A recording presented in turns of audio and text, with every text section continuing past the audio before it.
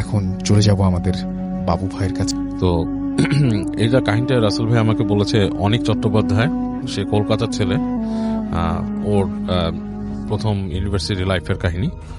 So সে ওই সময়টায় পড়াশোনা করতে যায়, আজ থেকে 5-7 বছর আগে আর কি। আচ্ছা সে নয়নিতালে পড়াশোনা করতে যায়। আচ্ছা। তো যে জায়গাটা পড়াশোনা করতে যায় সে বলেছে ওই জায়গাটা বেশ মানে একটু শহর থেকে দূরে, লাইক সাবার্ব টাইপের একটা এলাকা, মানে মফস্বল শহর টাইপ। আচ্ছা। তো স্পেশালি ওই জায়গায় যাওয়ার কারণ হচ্ছে ও যে সাবজেক্টে পড়াশোনা করতে, এটার জন্য নাকি ওই জায়গাটাই ভালো ছিল তার। তো ও যখন যায় ওখানে যাওয়ার জন্য, সারাদিন আপনার জার্নিতে চলে যায় ওর, এবং ও যখন ওখানে পৌঁছায় তখন প্রায় রাত 8টা-9টা বাজে, এরকম একটা সময়। তো বাস থেকে নামার পরে ও দেখে যে বেশ জনশূন্য আর কি, কাইন্ড অফ লাইক মানুষজন একদমই নাই বলা চলে। তো হেঁটে হেঁটে আসে, এসে দেখে যে একজন আছে মানে রাস্তায়, মানে মুদি বিক্রেতা, যে চকলেট সিগারেট এই ধরনের কিছু জিনিস বিক্রি করে। তো তার থেকে এসে সিগারেট কেনে এবং কিছু চকলেট কিনে, কেনার পরে ও জিজ্ঞেস করে যে আমি অমুক জায়গায় যাবো, এখানে কিভাবে কি পাবো, মানে আমার যাতায়াতের জন্য কি আছে, ব্যবস্থা আছে। আচ্ছা। তো সে বললো যে এখানে ওরকম ব্যবস্থা তো ওরকম নাই, কিছু পাবা না। তো এক ধরনের শ্যালো মেশিন টাইপের চালিত আর কি, একটা রিক্সা টাইপের আছে, আর আছে হচ্ছে এক ধরনের টাঙা, এবং সেই টাঙাগুলো তুমি পাবা কিনা এখন শিওর না। আচ্ছা। এটা হচ্ছে যে কারণ দিনের বেলায় এগুলো চলে যায় এখান থেকে, সন্ধ্যার পরে পাওয়া যায় না। তো তোমার জন্য ভালো হয়, রাস্তাটা সুবিধার না, তুমি এখানেই থেকে যাও, বাস স্ট্যান্ডে কোথাও থেকে যাও, এখান তো আরো 2-1 মানুষ আছে, ওখানে তো কাউরে পাবা না রাস্তায়। তো অনেক বলতেছে যে এত রাতের বেলা, মানে এমন কোনো রাত হয় নাই, 8টা-9টা বাজে, এই সময় তোমাদের এই এলাকাটা এত নিস্তব্ধ কেন হয়ে যায়? তো বলতেছে এটা গ্রামের জায়গা, অ্যান্ড এই মানে আর কি বেশ গ্রাম্য জায়গা, ইটস নট এ সিটি। এবং ওর সাথে কমিউনিকেশন করছে সে ইংলিশে। হ্যাঁ, মানে এটা সিটি না, এখানে তুমি এরকম সুবিধা পাবা না যেরকম যেতে চাও। সো তুমি যদি টাঙা পাও এটা তোমার জন্য ভাগ্যের ব্যাপার, টাঙা না পেলে তো কিছু করার নেই। তো যাই হোক, অনেক ওখানে দাঁড়িয়ে থাকে, দাঁড়িয়ে কর্নারে একটা জায়গায় সে সিগারেট খায়, বসে থাকে একটা ইসের পর, বসে চিন্তা করে যে এখন কি করব। এরকম চিন্তা করতে করতে সে চিন্তা করে যে আমি একটু আশেপাশে হেঁটে দেখি কি অবস্থা। আচ্ছা। এখানে তো বাস স্ট্যান্ডে টাঙা আলা নাও আসতে পারে। সো ও যেটা করে, ওর হাতের যে একটা লাগেজ ছিল, সে লাগেজটা হচ্ছে আপনার ট্রলি লাগেজ, টেনে নেয়, ওইটা নিয়ে সে হাঁটে। আচ্ছা। তো একটু সামনে যাওয়ার পরে ও হাঁটতে হাঁটতে যে দেখে যে দূরে মনে হচ্ছে ছায়ার মতো কিছু একটা দাঁড়ায় আছে গাছের ইসে, যে দুই পাশেই গাছ, মাঝখানে মনে করেন যে আলো পড়তেছে, আকাশের আলো কিছুটা, মানে এমন কোন আলো না, মানে অন্ধকারে হালকা গাছের ওই চাঁদের আলোতে জায়গাটা একটু একটু আলোকিত লাগছে। আচ্ছা। এবং বেশ ঠান্ডা পড়ে গেছে তখন জায়গাটাতে, কারণ মানে ওই জায়গাটা মানে প্রধানত হচ্ছে শীতটা বেশি পড়ে আর কি, কিন্তু একটু যেহেতু সাবার্ব এলাকা, গাছগাছালি বেশি, শীতটা বেশি পড়ে। তো মানে বেশ টকটক করে কাঁপতে কাঁপতে হেঁটে হেঁটে ছায়ার দিকে যায়, যেখানে কি দাঁড়ায় আছে, ওইটা কি মানে মানে কোনো বাসা নাকি, মানে হোয়াট ইজ দিস। তো কাছাকাছি আসতে দেখে সেখানে একটা টাঙা। আচ্ছা। টাঙা গাড়ি, ইটস লাইক ও যেটা বলছে, এটা মানে পুরা ফুল ফ্লেজ একটা ঘোড়ার গাড়ি না, ঘোড়াই টানে এটাকে, বাট ছোট টাইপের, মানে পিছনে কোচটা হচ্ছে এত ছোট, মানে হাইয়েস্ট একজন ঘোড়া, একটা ঘোড়া টেনে নিয়ে যাবে এটাকে, কাইন্ড অফ লাইক কলকাতা একসময় যে আদম গাড়ি এখন আছে কিনা আমি জানি না, আচ্ছা, ওরকম টাইপের আর কি। সো তো ওখানে যে দেখে যে ওরকম একটা গাড়ি আছে এবং তার সাথে ঘোড়াও আছে, কিন্তু মানুষ নাই। তো মানে খুব থতমত খেয়ে যায় যে ঘটনাটা কি, মানুষ নাই, টাঙা গাড়ি দাঁড়ায় আছে। তো কিছুক্ষণ বসে থাকে, একটু পরে সে হাতে সিগারেট শেষ হয়েছে, সিগারেটটাকে ফেলে দেয়, ফেলে দিয়ে পা দিয়ে নিভে ফেলে। তো সিগারেটটা ফেলে দেওয়ার কিছুক্ষণ পরই দেখে যে ওইখানে মানে পাশে গাছগাছালি যে জায়গাটা, ওখান থেকে একজন মানুষ বের হয়ে আসছে। বের হয়ে এসে তাকে বলতেছে, মানে ওখানকার মানে লোকাল ভাষার সাথে হিন্দি মিশানো আর কি, যে কোথায় যাবা। তো বলে যে আমি তো অমুক জায়গায় যেতে চাই, তো তুমি কি যাবা নাকি। তো ওরে বলছে যে ব্যাঠো, বসো পিছনে। তো ও কোনো কথা না বলে সুন্দর, ও মনে করে যে এর থেকে ভালো সুযোগ তো আর নাই, এই বাস স্ট্যান্ডে কিছু নাই, বাস স্ট্যান্ডের আশেপাশে কোনো হোটেলও নাই, কোথাও নাই, ওখানে বসে রাত কাটানোর বেড়ার চলে যাই। তো বসে ওর যে ইটা ওই ইসে উঠে বসে তার যে লাগেজ থেকে খুলে সে পাতলা একটা সোয়েটার সে গায়ে দেয়। আচ্ছা। তো গায়ে দেওয়ার সময় তার হাতে ওই যে আপনার ছিল একটা ম্যাগাজিনটাও সে বের করে নেয় হাতে, মনে করে যে কোথাও যদি যে সে পড়তে পারে বা কিছু, মানে just to have something in his hand, okay, এরকম একটা নিয়ে এসে বসে। তো বসে সে ওখান থেকে আপনার যাওয়া শুরু করে আর কি, টাঙা চালাচ্ছে। তো বেশ অনেক দূর যাওয়ার পরে ও দেখতেছে যে সামনে যে জায়গাটা, সে জায়গাটাতে আপনার দুই পাশে গাছ নাই, বেশ প্রান্তরের মতো, মানে বেশ মাঠ টাইপের, এবং মানে চাঁদের আলোটা এমন ভাবে পড়ছে পুরো জায়গাটা ঝকঝক দেখা যাচ্ছে জায়গাটা। তো ও খুব এনজয় করা শুরু করে, হ্যাঁ খুব এনজয় করা শুরু করে। সে মনে করে যে মানে this is a very nice thing to do, এই জায়গায় মানে মানে জায়গাটা খুবই সুন্দর একটা জায়গা, তার এই যাওয়াটাই একটা সার্থকতা লাগতেছে। তো এরকমও যায়। তো টাঙ্গালাকে জিজ্ঞেস করে যে এখানকার পরিবেশ কেমন, এই মানে কিছু প্রশ্ন করার চেষ্টা করে লোকটাকে। লোকটা দেখাচ্ছে তার কথাবার্তা খুব একটা উত্তর দিচ্ছে না, এড়ায়, এবং ওই রাস্তার ঘোড়ার খুরের শব্দে আর ইসে মানে খুব চাপা পড়ে যাচ্ছে, আর বাতাস চলছে, খুব শোঁ বাতাস চলছে।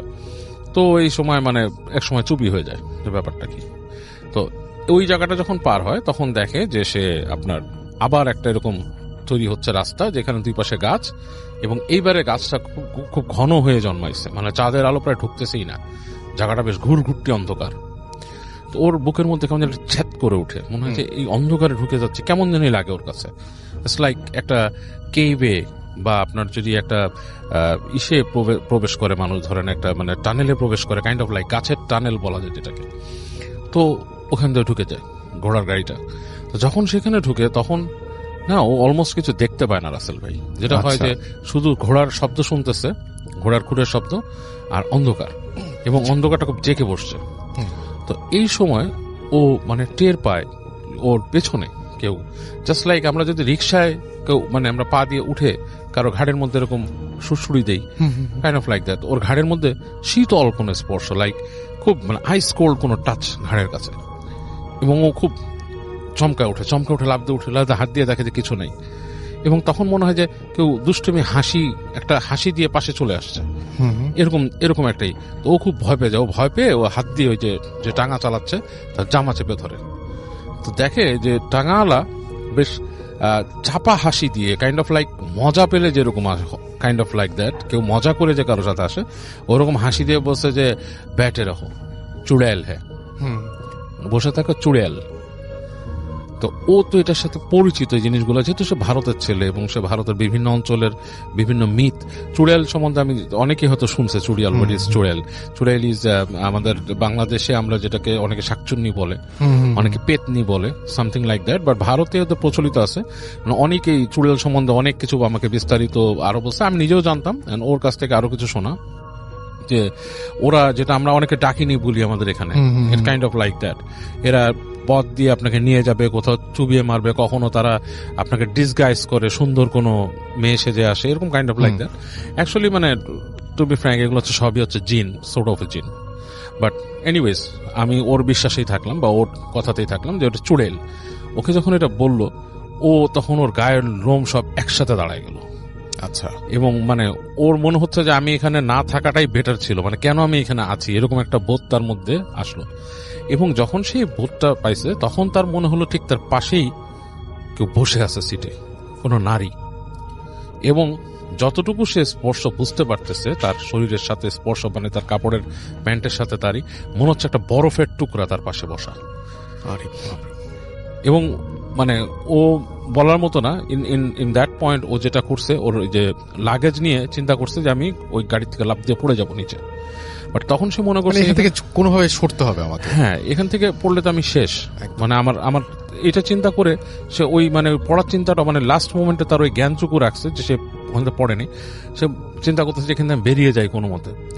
তো ওই যে গাড়িটা যখন নাকি ঠিক ওই দূরে দেখতেছে লাইট, ওই টানেলের মতো জায়গাটা যখন পার হয়েছে সে তখন ওখান থেকে লাফ দিছে, এবং সে কোনো লাগেজ টাগেজ কিছু ছাড়াই লাফ দিয়ে পড়ছে। ওখানে পড়ে সেই জায়গাটা পড়ছে, দেখছে সামনে ধুধু মাঠ, লাইক প্রান্তরের টাইপের, দৌড়ানো শুরু করছে।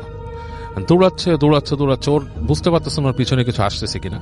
দৌড়াতে অনেক দূর পর্যন্ত গেছে, যে দেখছে যে একটা বাসার মতো, মানে কয়েক সারি বাসা ওখানে আর কি, এরকম মানে একতলা বাসার মতো আছে, সেখানে হয়তো বার্ন টার্ন গোয়াল টোয়াল আছে এরকম কিছু।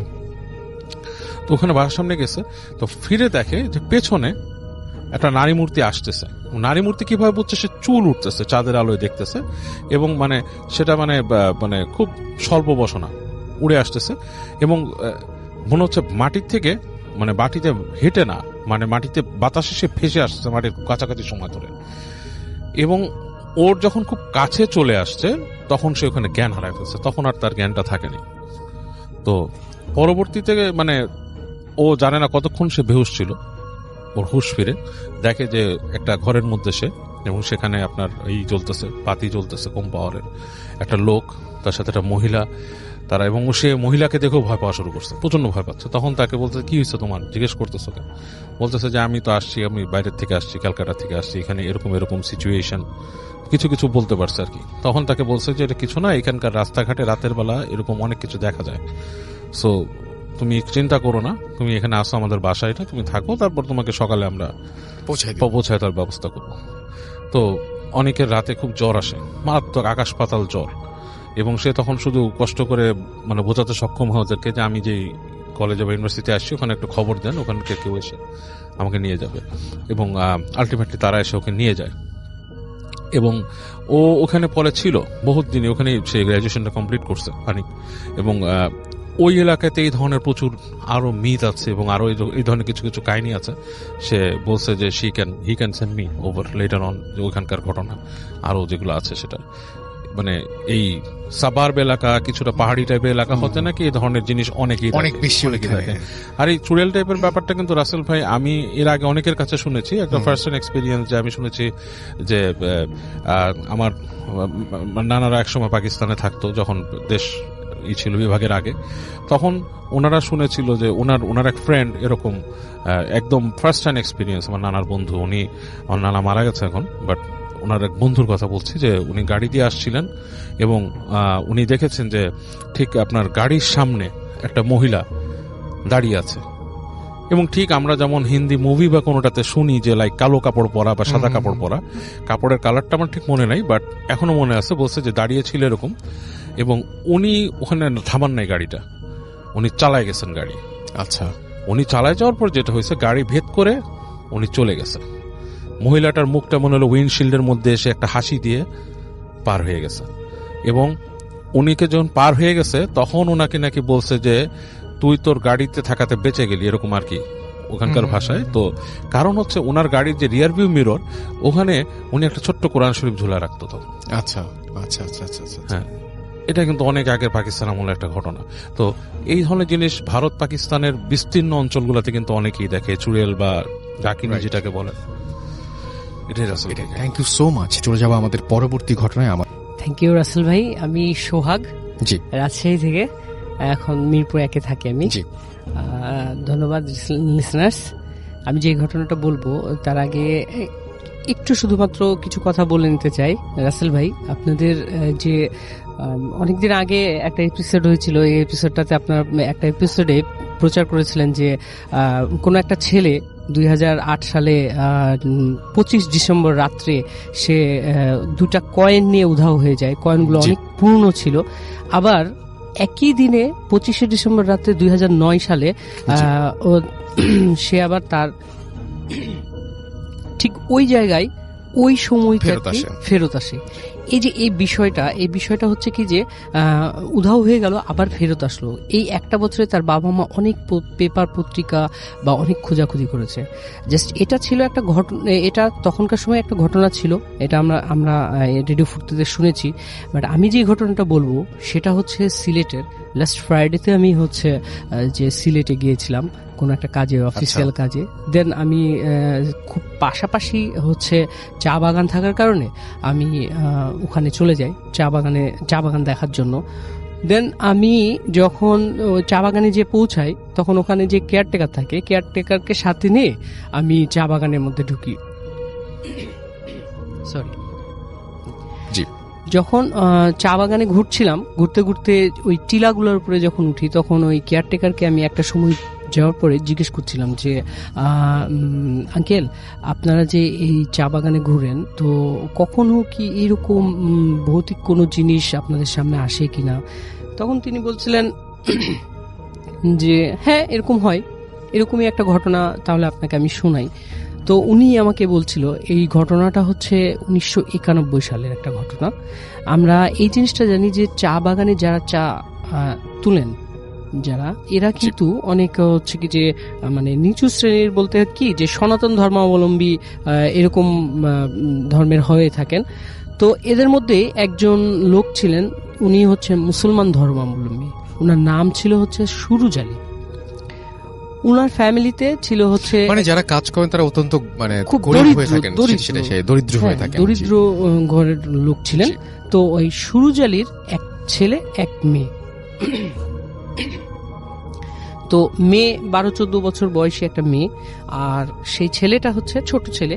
তো সুরুজ আলী এবং তার স্ত্রী দুইজন একসাথে হচ্ছে কি যে ইয়েতে চলে যায়, চা তুলতে চলে যায়। প্রত্যেক দিনই 2 শিফটে চা তুলেন, সকাল 6টা থেকে অলমোস্ট 12টা পর্যন্ত, আবার এদিকে দুপুরের খাবারের পরে মোটামুটি 2টা থেকে একেবারে সন্ধ্যা 6টা পর্যন্ত।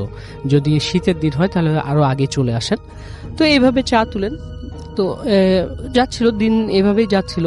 তো সুরুজ আলীর সাথে সুরুজ আলীর স্ত্রীও যখন চলে যায়, মাঝে মাঝে সুরুজ আলীর যে মেয়ে উনিও চলে যান চা তুলতে।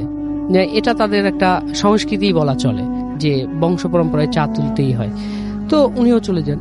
এরকম যখন চা তুলতে চলে যান, একদিনকে বাসায় সুরুজ আলীর মেয়ে আর সুরুজ আলীর ছেলে একাই ছিলেন।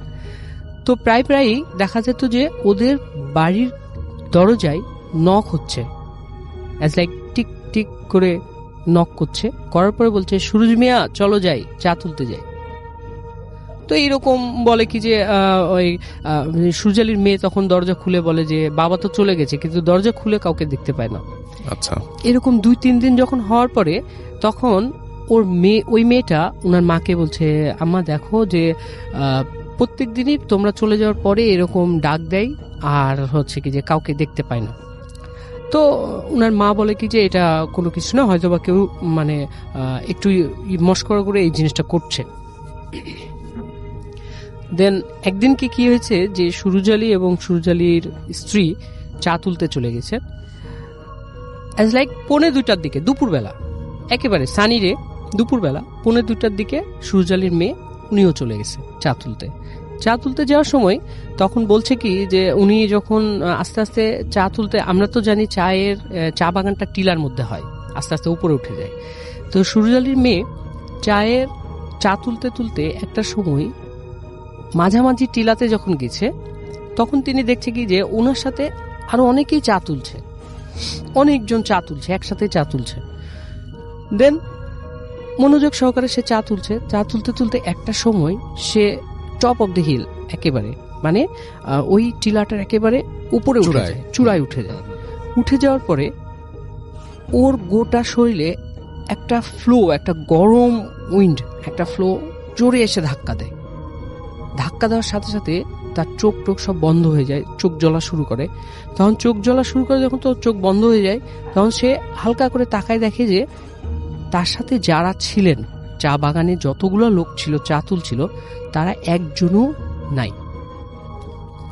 তারপর তার চোখটা আবার বন্ধ হয়ে যায়, মানে খুব বেশি জ্বলছিল। তখন সে চোখটা খোলার পরে খুব কষ্ট করে যখন চোখটা খুলেন, তখন দেখেন কি তার সামনে একটা শেপ দাঁড়িয়ে আছে, খুব কালো, কুচকুচা কালো একটা শেপ।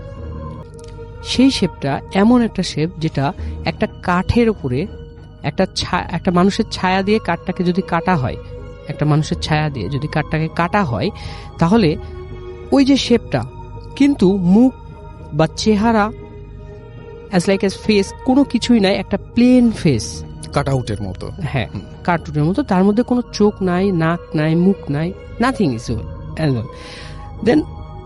কিন্তু ওখানে একটা বিষয় ওই মেয়েটা মানে লক্ষ্য করছিল এইভাবে যে তার সে কুচকুচা অবয়বের মধ্যে অনেক লোম ছিল, যে লোমগুলা খাড়া খাড়া ছিল, কালো লোম ছিল, কিন্তু ওই লোমগুলানের মাথায় একটা করে চা পাতা ছিল, মানে চায়ের কচি পাতা যেটাকে বলে, কুশি পাতা, সেই পাতা একটা করে চা পাতা ছিল।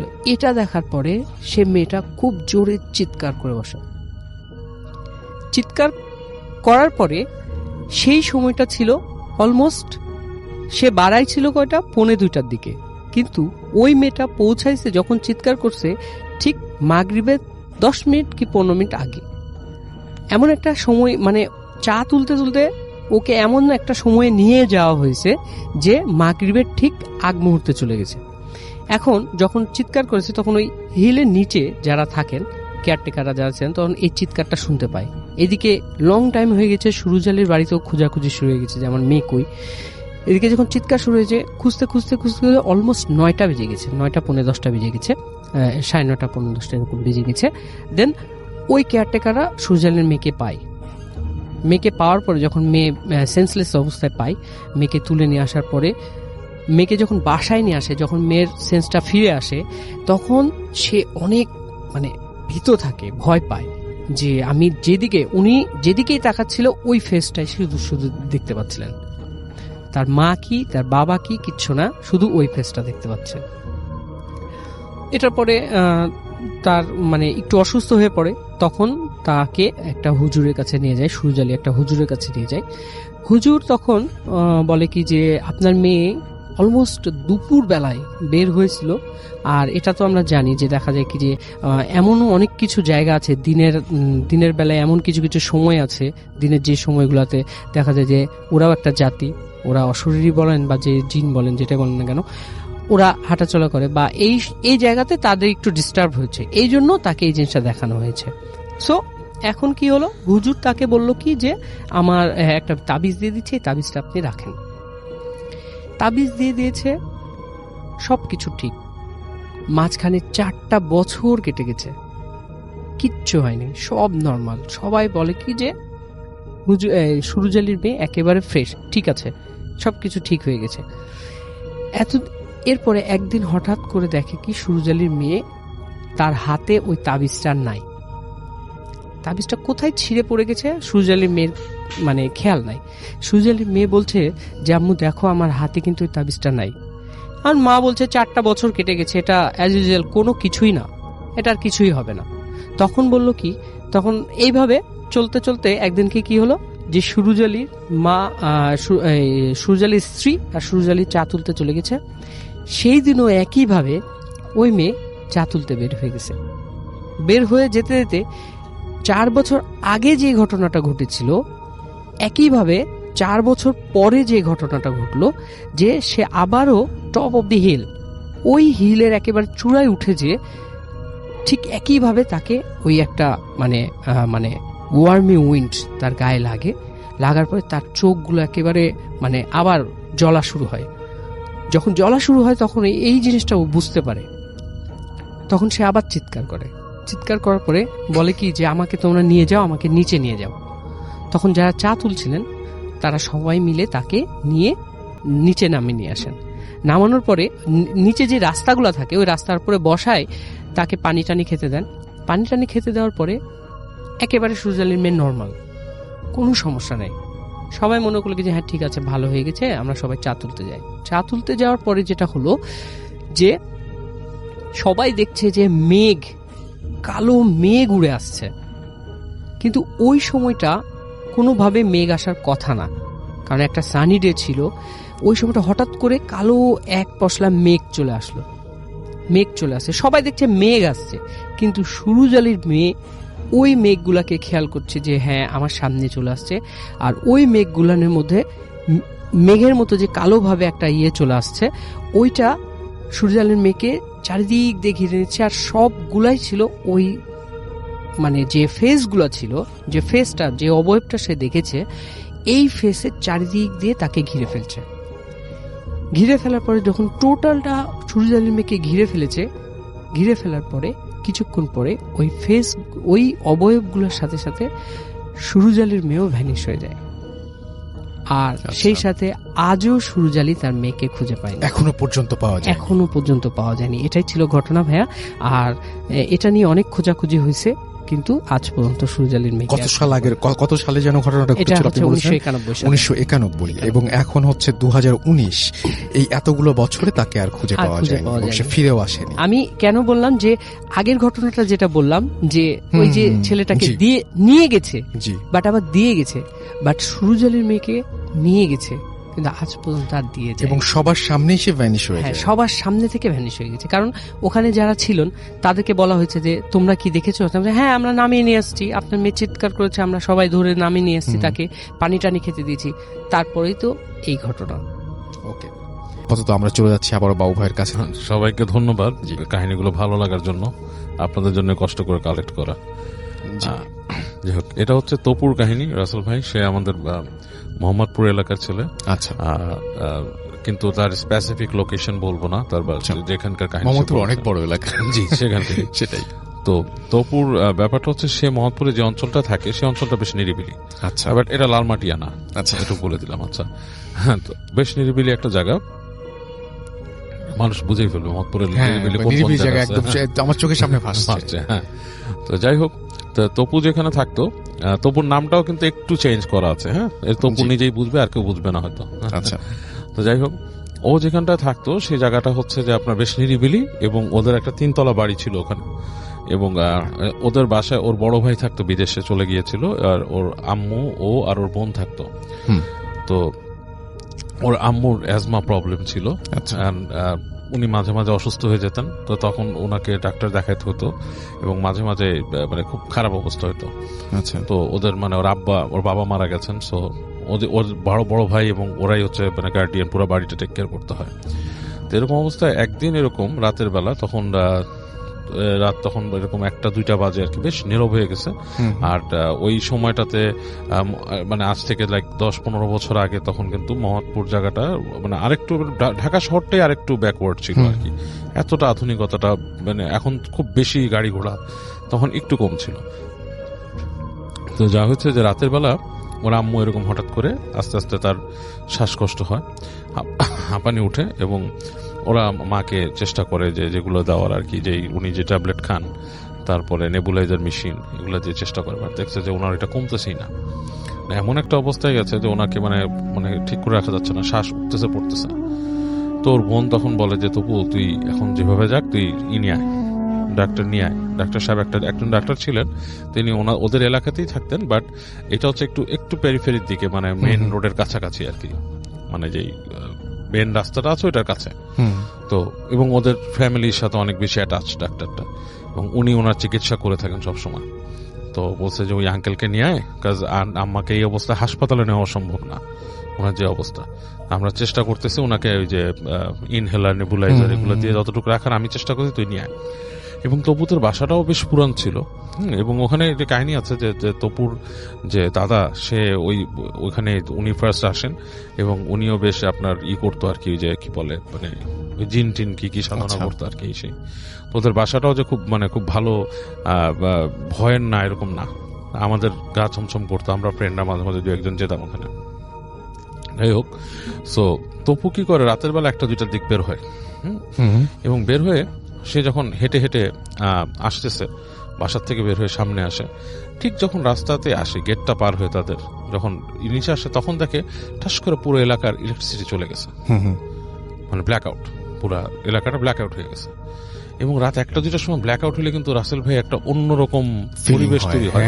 এটা যে দেখছেন সে বলতে পারবেন, ঢাকার পরিবেশে বিশেষ করে, right, I am used to it, আমি প্রায় এই ধরনের পরিবেশ দেখছি এবং আমার খুব ভালো লাগে আর কি। বাট অনেকের হয়তো ভালোর থেকে ভয় বেশি লাগতে পারে, এবং রাতের বেলা একা থাকলে আরো ভয়টা বেশি লাগার কথা। সো রাত 1-2টার সময় যখন কিছু নাই, পুরো একটা মানে অঞ্চলে, তো যখন কারেন্ট চলে গেছে, ওর কাছে ফার্স্টে একটা ধাক্কা লাগছে। আর তবু বেসিক্যালি খুব সাহসী না, ও এমনি একটু ভয় পায়। তো এই অবস্থায় ও মানে কিছুক্ষণ থেমে দাঁড়ায় যে ও কি বাসায় ফিরে যাবে, নাকি ও আপনার যাবে ডাক্তার সাহেবের কাছে, আঙ্কেলের কাছে। তো এটা চিন্তা করে ডিসাইড করে যে বাসায় ফিরে যেয়ে তো আসলে মানে কোনো লাভ নেই, আমি আঙ্কেলের কাছেই যাই। তো হেঁটে যেতে থাকে, ও ওই বাসার দিকে হেঁটে যেতে থাকে আঙ্কেলের বাসার দিকে। তো ঘুরে ঘুরে যখন নাকি ও এখানে একটা গলি আছে, একটা বাঘটা নেওয়ার পরে সামনে গেলে যে একটা মাঠের পাশে একটা বট গাছ আছে। আচ্ছা, বেশ বড় বট গাছ, ঝুরি টুরি আলা বট গাছ। হ্যাঁ, আচ্ছা, ওটা বট গাছ না অন্য কোনো গাছ হতে পারে, মানুষ লোকেশন যে চাই না, গাছ আছে আর কি, বড় একটা গাছ, এবং সেই গাছটা ওখানে মানে বেশ ঝুরি টুরি আলা। আচ্ছা, তো ও যখন গাছটার কাছাকাছি আসে, ও দেখে যে গাছের গোড়ায় প্রায় 5-7টা কুকুর। আচ্ছা, কুকুরগুলো খুব ঘেউ ঘেউ ঘেউ ঘেউ ঘেউ করতেছে। তো ও জানে ওদের এলাকা সম্বন্ধে এতটুকু সে অ্যাওয়্যার যে এই জায়গাটার মধ্যে সাধারণত কুকুর থাকে না, ভবঘুরে কুকুর প্রায় নাই বললেই চলে। হ্যাঁ, ওই যে কুকুর আছে সেগুলো বাসার কুকুর, হ্যাঁ, মানে মানুষের বাসায় পালা কুকুর, এবং সারা এগুলো ঘেউ ঘেউ করে না। আর ভবঘুরে কুকুর খুঁজতে গেলে আরো ওই জায়গায় চলে যাবে, মেন রোডের ওদিকে বা অন্য আরেকটা এসে। তো ও মানে একটু থতমত খায় যে এখানে কি রাতের বেলা আসলে কুকুর আসে, তখন সে কনফিউজ হয়ে যায় যে ব্যাপারটা কি। তো কুকুরের ভয়টা বেশ ভাবে ধরে যে কুকুর কামড় যদি দেয়, তো তারপরেও সাহস করে করে হেঁটে হেঁটে সামনের দিকে যায়। তো যে যখন নাকি ঠিক ওই গাছের পাশ থেকে ক্রস করছে, কুকুরগুলো ওকে তখনও নোটিস করেনি। আচ্ছা, ও যখন গাছের কাছে আসলো তখন কুকুরগুলো পুরো চুপ থম মেরে গেছে। থম মেরে ও দেখছে, ওর দিকে তাকাইছে, এবং ও তখন প্রত্যেকটা কুকুর জানেন রাতের বেলা এমনি চোখগুলা কেমন জলজল করতে থাকে। রাইট। হ্যাঁ, তো দেখছে কুকুর ভেতর থেকে শুধু গরর গরর করতেছে ওকে দেখে। আচ্ছা, সো ও প্রচন্ড রকম ভয় পায়, আর এটাও সে জানে যে আমি যদি এখন দৌড় দেই নির্ঘাত আমাকে কামড় দিবে। রাইট। হ্যাঁ, এবং সে আস্তে আস্তে করে হেঁটে হেঁটে হেঁটে হেঁটে কুকুরগুলাকে পার হয়, এবং ও ফাইন্ড আউট করে যে কুকুরগুলা ওকে ফলো করা শুরু করছে। আচ্ছা, মানে দৌড়ায় দৌড়ায় আসে, কাছাকাছি আসে, আবার দুইবার ঘেউ ঘেউ করে, আবার চলে যায়, আবার দাঁড়া গড় গড় করে, একটা নিরাপদ একটা ডিস্টেন্স রেখে ওর সাথেই কাজ করতেছে। আচ্ছা, তো ফাইনালি এরকম করতে করতে রাস্তার মধ্যে ওই আঙ্কেলের ওই যে বাসাটায় আসে। তখনও কারেন্ট আসে না, এবং পুরা দেখা যাচ্ছে ওটা আঙ্কেলের বাসা কিন্তু 4-5টা ব্লক, মানে অনেকগুলো ব্লক পড়ে। তো বেশ খানিকটা হেঁটে আসতে হয়েছে। তো এসে দেখে তখনও কারেন্ট আসেনি।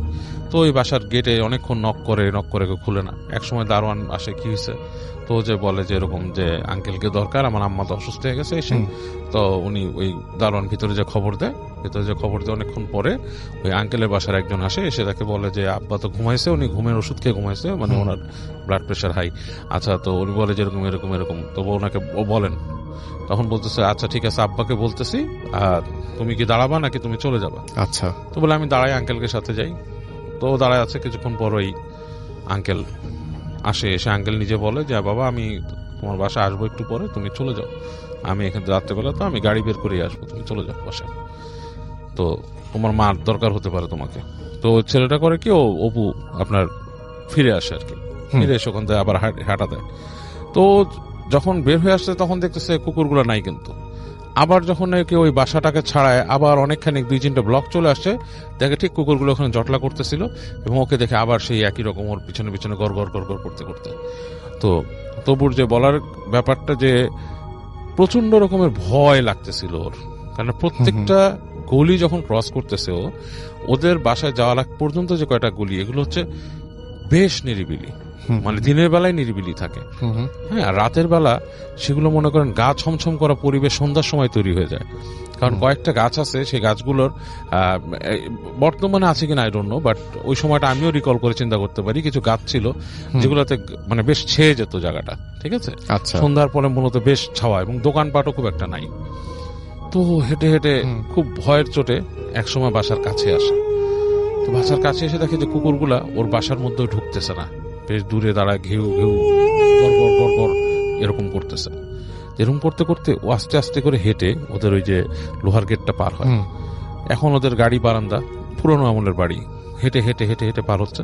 তো ঠিক যখন নাকি ওদের সিঁড়ি ঘরে ঢুকবে রাসেল ভাই, তখন দেখে যে সিঁড়ির গোড়ার দিকে কেউ একজন বসে আছে, মানে মনে হচ্ছে একটা মানুষ ঠিক সিঁড়ির পাশে, মানে সিঁড়ির যে রেলিং সেটার পাশে বসে আছে, এবং মানে কেমন বিদঘুটে একটা নয়েজ তৈরি করতেছে। ইটস লাইক ইঁদুরের গলায় যদি মানুষ কথা বলার চেষ্টা করে, কাইন্ড অফ লাইক দ্যাট। হ্যাঁ, এরকম একটা ব্যাপার। তো মানে প্রচন্ড ভয়ের, এবং ও মানে মানে ওর মাথাটা মানে এলোমেলো হয়ে যাওয়ার মাথায় এই জিনিসটা দেখে। ও যে সিঁড়িতে উঠবে ওই জিনিসটাকে ক্রস করে, সেরকম না। তো ও ওই দিক থেকে চিন্তা করতেছে যে আমি যেতে হবে উপরে। এরকম সময় উপর থেকে ওর বোনের ডাক শুনতে পায় যে তবু তুই আসছিস নাকি, হ্যাঁ কারেন্ট যেতে। তো ও করে কি, যখন নাকি ওই একটুখানি উঠে সিঁড়িতে উঠে, তখন দেখে যে ওই যে ক্রিচার যেটা, সেটা বের হয়ে আসছে। আচ্ছা, হ্যাঁ, হালকা একটা বাইরের আলোর মতো মুখে পড়ছে। ইটস লাইক খুব বুড়া মানুষের যদি চুল টুল চলে যায় রাসেল ভাই, it's like grey colour skin, like ইঁদুরের বাচ্চা থাকে না কিছু, এই টাইপের স্কিন, কিন্তু মানুষ, মহিলা টাইপের।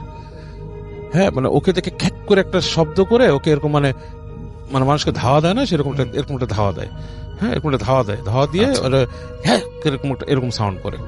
ও করে কি, সিঁড়িতে মানে পিছলায় মিছলায় দৌড় দেয়। হ্যাঁ, আর পিছন থেকে বলে তোর মা গেছে। ওর বুকের মধ্যে প্রচন্ড ধাক্কা লাগে এবং একটা সাহসও লাগে।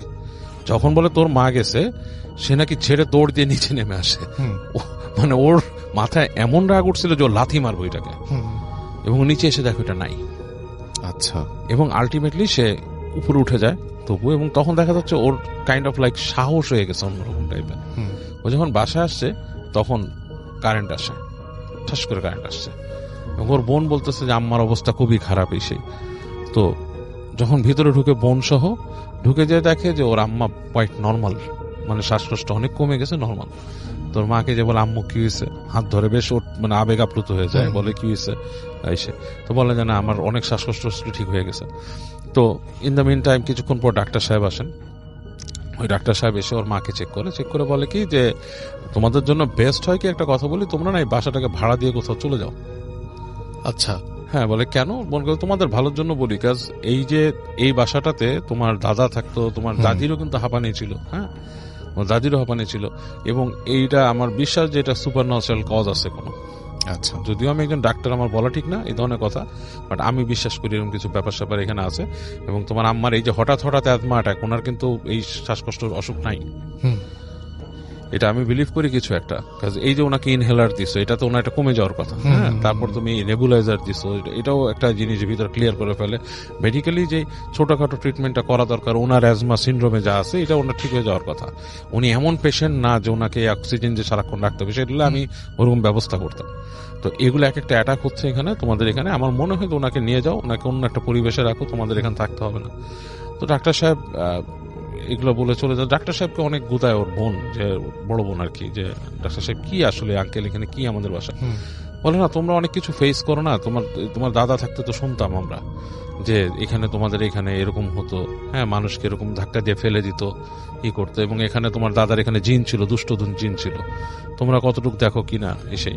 তো তপু আর ডাক্তার সাহেবকে ওই ঘটনাটা বলে নাই, সে নিজে নিজে এটা নিজের মধ্যে রাখছে। এবং ওরা একসময় বাসা ছেড়ে চলে যায় তার 2-1 বছর পরে, এবং 2-1 বছর পরে তপু আর কিছুই দেখে নাই।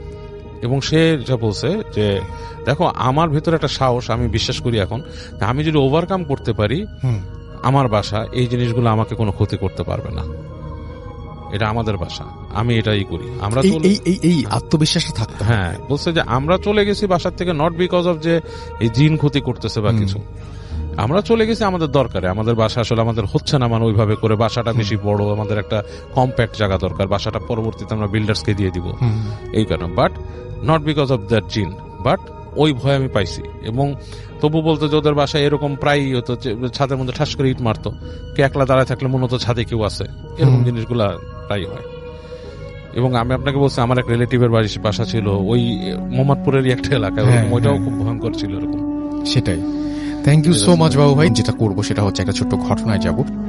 আসসালামু আলাইকুম রাসেল ভাইয়া, আশা করি আপনি এবং আপনার ভূত এফএমের সমস্ত টিম মেম্বার আল্লাহর রহমতে অনেক অনেক অনেক ভালো আছে। আমার নাম মোহাম্মদ জয় চৌধুরী, আমার বাসা নওগাঁ জেলার পত্নীতলা থানায়। আসল ঘটনাতে যাই, যেটার জন্য আসলে আপনাদের সঙ্গে যোগাযোগ করা আর কি। প্রথমে কিছু কথা বলি যে আমি ছোটবেলা থেকে, আমার যখন থেকে আমি বুঝতে পারি যে আমি হয়তো একটু একটু বাস্তবতা বুঝতে শিখছি, তখন থেকে আসলে আমার সঙ্গে মানে আমার কাছে এই যে জিন যে ব্যাপারটা আসলে, তো এইটার উপর আমার অনেক একটা আগ্রহ কাজ করে, জানি না আসলে কেন, ন্যাচারালি ছোট থেকেই মানে অনেক বেশি একটা আগ্রহ কাজ করে ওই জিনিসটাতে, যে আসলে এটা দেখতে কেমন, বা এটা কি ক্ষতি করে বা কি উপকার করে, আসলে জিনিসটা কি। তো আজকে আমি যেটা বলবো সেটা আমার নিজের সাথেই ঘটে যাওয়া একটা ঘটনা। তখন আমি ঢাকাতে নর্দার্ন ইউনিভার্সিটিতে বিবিএতে মেবি 2nd সেমিস্টার ছিলাম। তো আমি বাসায় রাতে রাসেল ভাইয়া এই খাওয়া দাওয়া করছি, আমার তারপর যা রাতের প্রয়োজনীয় কাজ সবকিছু সেরে তো আমি বেডে চলে গেছি, অলরেডি শুয়ে পড়ছি। তো একটু চিন্তা করলাম, আসলে মনটা ওই দিন একটু খারাপও ছিল। তো তারপরে ভাবলাম একটা দেখি কোনো পুরাতন কোনো কমেডি মুভি আছে কিনা। তো ল্যাপটপ নিয়ে এমনি ঘাটাঘাটি করছিলাম, তো তারপর ফাইনালি একটা ফানি মুভি দেখতেছিলাম। তো ছবিটা অনেক কয়েকবার আমি মাঝে মধ্যে দেখি, প্রায় আমি ওই মুভি দেখার সময় আমার মনে আছে স্পষ্ট, আমি কোথা থেকে মুভিটা আমার কোন পর্যন্ত মনে আছে। আমি জাস্ট হেলান দিয়ে শুয়ে থেকে মুভিটা দেখতেছি। তো তারপর এক পর্যায়ে আমি দেখতেছি যে হুট করে আমার সামনে আমার রুম, মানে আমার সামনে আমার রুম নাই, আমার ল্যাপটপ নাই, আমার বেড নাই, আমি জাস্ট দাঁড়ায় আছি। আমি মানে সেম যে ড্রেসে ছিলাম সেই ড্রেসে আছি, বাট দাঁড়ায় আছি। তো তারপর দেখি আমার সামনে আসলে আমি আল্লাহ আমাকে কেন এরকম জায়গায় নিয়ে গেল আমি জানি না। তো আমি দেখি আমার সামনে একটা নয়, দুইটা নয়, তিনটা না, 12টা কবর দেখি, মানে 2 লাইনে 6টা করে 12টা কবর। মানে কবরগুলো এরকম যে একদিনও হয় নাই, হয়তো 2-1 ঘন্টা হবে, হয়তো যে সবাই দাফন শেষ করে সবাই ঘরে চলে গেছে, তারপর হয়তো ওই জায়গাটায় আমি দাঁড়াইছি, এরকম ব্যাপারটা এরকম। তো আমি আসলে দেখতেছি যে আমার সামনে কবর কেন, আমি এই জায়গায় কেন, আর আমার রুম কোথায়। তারপর আর কবরের চারপাশটা আসলে এরকম ছিল যে চারিদিকে অনেক বড় বড় গাছ, অনেক ঘন ঘন পাতা। আসলে গাছগুলো আমি চিনতে পারতেছি না যে কিসের গাছ এসব, তবে অনেক গাছ।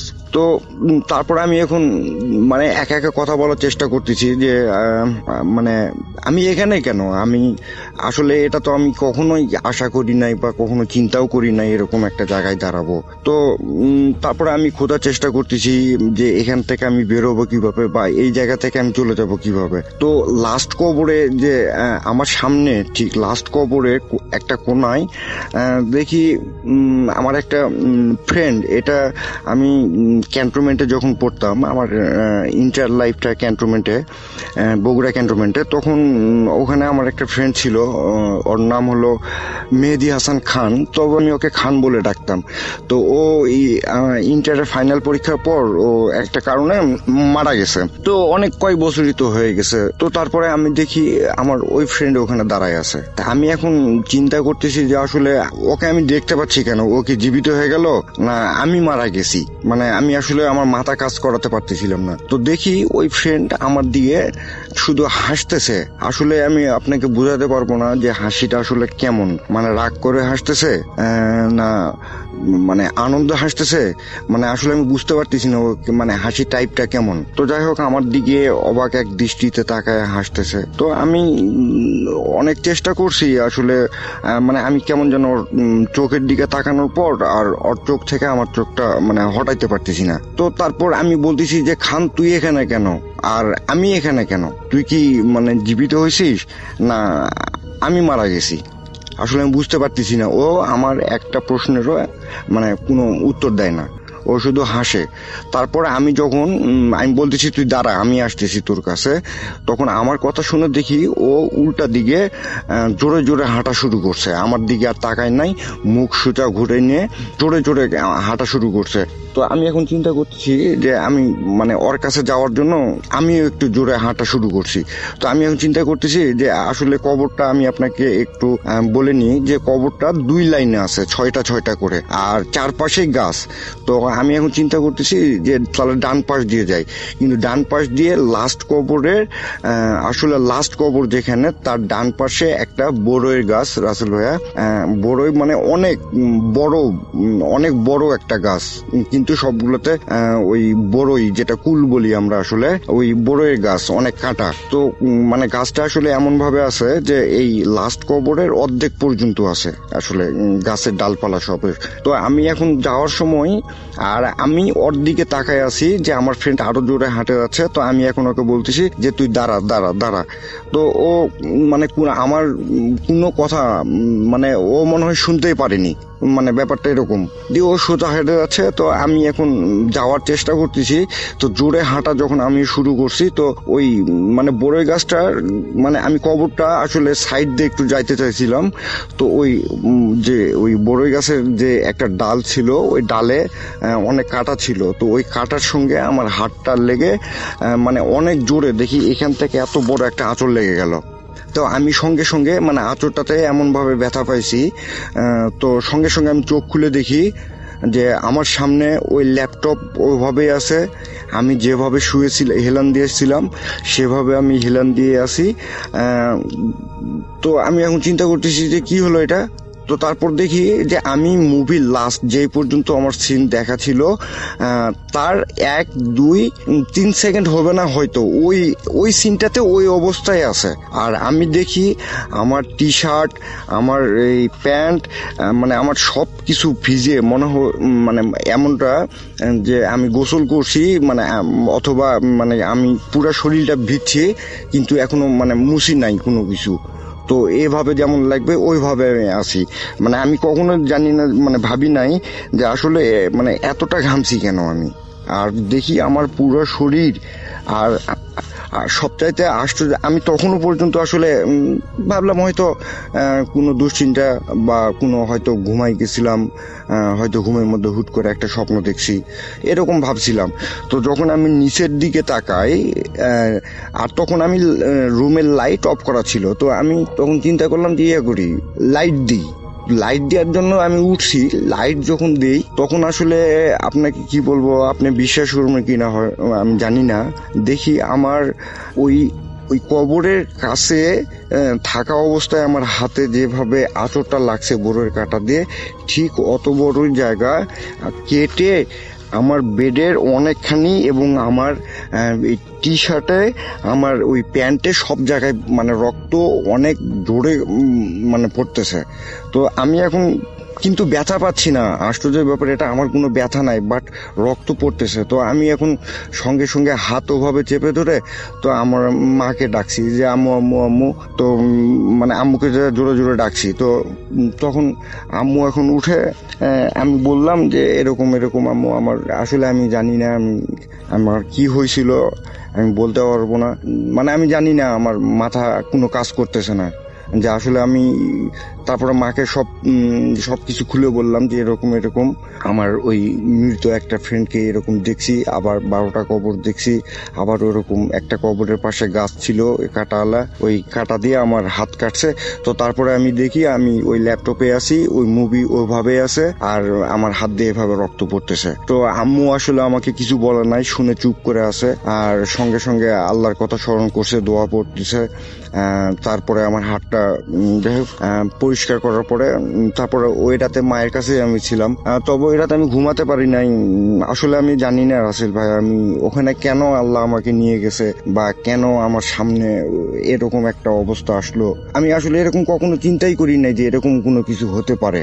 আমি কারো কাছ থেকে এরকম শুনিও নাই। তো এই জন্য আমি আপনার কাছে সবার উদ্দেশ্যে বলি, আপনার টিম, আপনার এই মুহূর্তে যারা যারা শুনতেছে সবার উদ্দেশ্যে বলি, সবাই যারা যে অবস্থায় আছে আল্লাহর কাছে শুকরিয়া আদায় করেন, সবাই নামাজ পড়েন, আর অনেক অনেক ভালো থাকবেন। আল্লাহ হাফেজ, আসসালামু আলাইকুম। এবং এরপরে চলে যাব আমাদের আরো একজন অতিথির কাছে। ধন্যবাদ রাসেল ভাই। আমি সোহাগ, রাজশাহী থেকে। জি ভাই, আমি প্রথমে যে কথাটা বলতে চাই যে আমাদের যে এলাকাটা, জি, আমরা হচ্ছে রাজশাহী জুট মিলের ওখানে থাকি, 2 নম্বর গেটে আমার যে জায়গাটা। আর যে ঘটনাটা ঘটছে এটা হচ্ছে অলমোস্ট রাজশাহী জুট মিলের পিছনে একটা গ্রাম আছে, যে গ্রামটাকে বলে নতুন ইমাদপুর, যেটা বলে। তো এটা খুব রিসেন্ট একটা ঘটনা, এই লাস্ট ঈদুল আজহা যেটা চলে গেল আমাদের, এই ঈদুল আজহাতে আমাদের রাজশাহীতে বা বাংলাদেশের বিভিন্ন জায়গায় এরকম একটা প্রচলন আছে যে একটা গরুতে 7 জন বা 3 জন বা 5 জন বেজোড় সংখ্যার একটা ভাগ দিয়ে গরুটাকে কোরবানি দেওয়া হয়। তো এরকমই একটা ঘটনা ঘটছে যে ওই গ্রাম থেকে 7 জন লোক ঈদুল আজহার জন্য গরু কিনতে যাবে। আমাদের ওখানে যে হাই স্কুল মাঠ আছে, মাসকাটা দিকে স্কুল মাঠ, এটা অনেক বড় একটা মাঠ, আর এই মাঠে প্রত্যেক বছর ইয়ারলি যে গরু ছাগলের যে হাটটা বসে, এখানে অনেক বড় একটা হাট বসে। আচ্ছা, দেন আমরা কাটাখালী বাজারের পাশেই হাটের মাঠটা, স্কুল মাঠটা। তো ওখান থেকে কিছু দূর গেলেই হচ্ছে এই গ্রামটা, যে অলমোস্ট 2 কিলো দূরে পায়ে হেঁটে যাওয়া যায়, পিচ ঢালা রাস্তা আছে, আর আদর্শ কলেজের পাশ দিয়ে যেতে হয় এই জায়গাটা। তো ওই 7 জন ভাগী যারা ছিলেন তারা অলমোস্ট একটা সুন্দর দেখে একটা গরু কিনেছিলেন, কিন্তু 7 জন ভাগীর মধ্যে একজনের সাথে তার ছোট্ট একটা 4 থেকে 5 বছর বয়সী একটা বাচ্চা ছিল।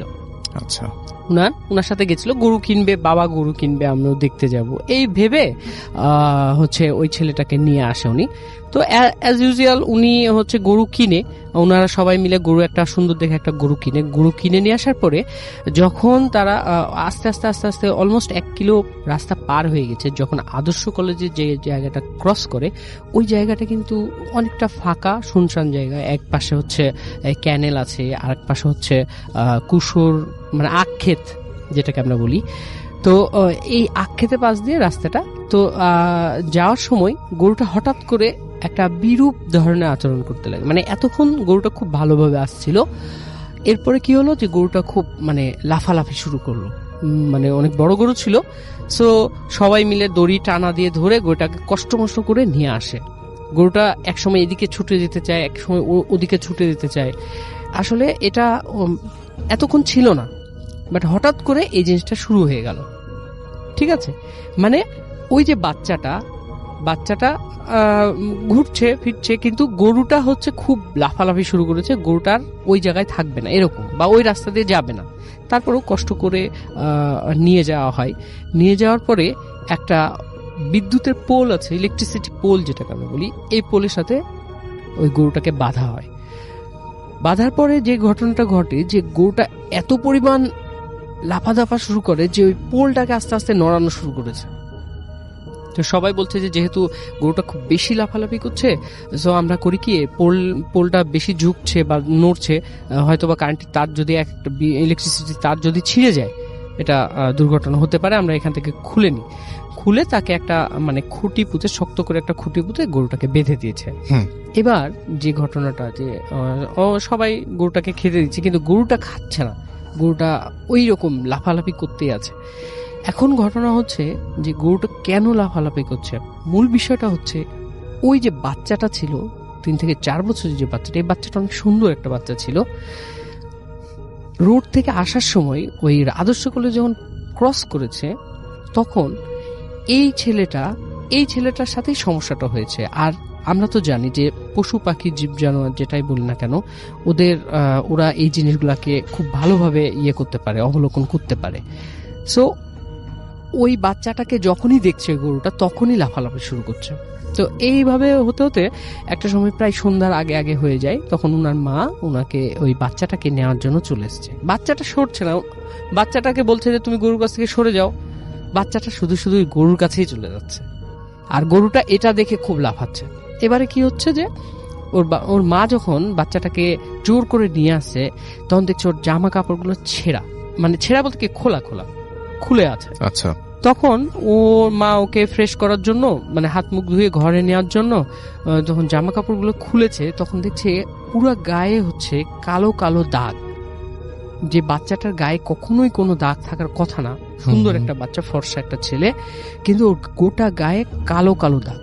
এখন ওর মা এটা নিয়ে খুব চিন্তিত হয়ে পড়ে যে ফুলে গেছে, লাল লাল ফুলেছে, কালো হয়ে গেছে, এরকম কিছুটা নতুন হচ্ছে, কিছুটা পুরনো হয়ে গেছে, এরকম দাগ।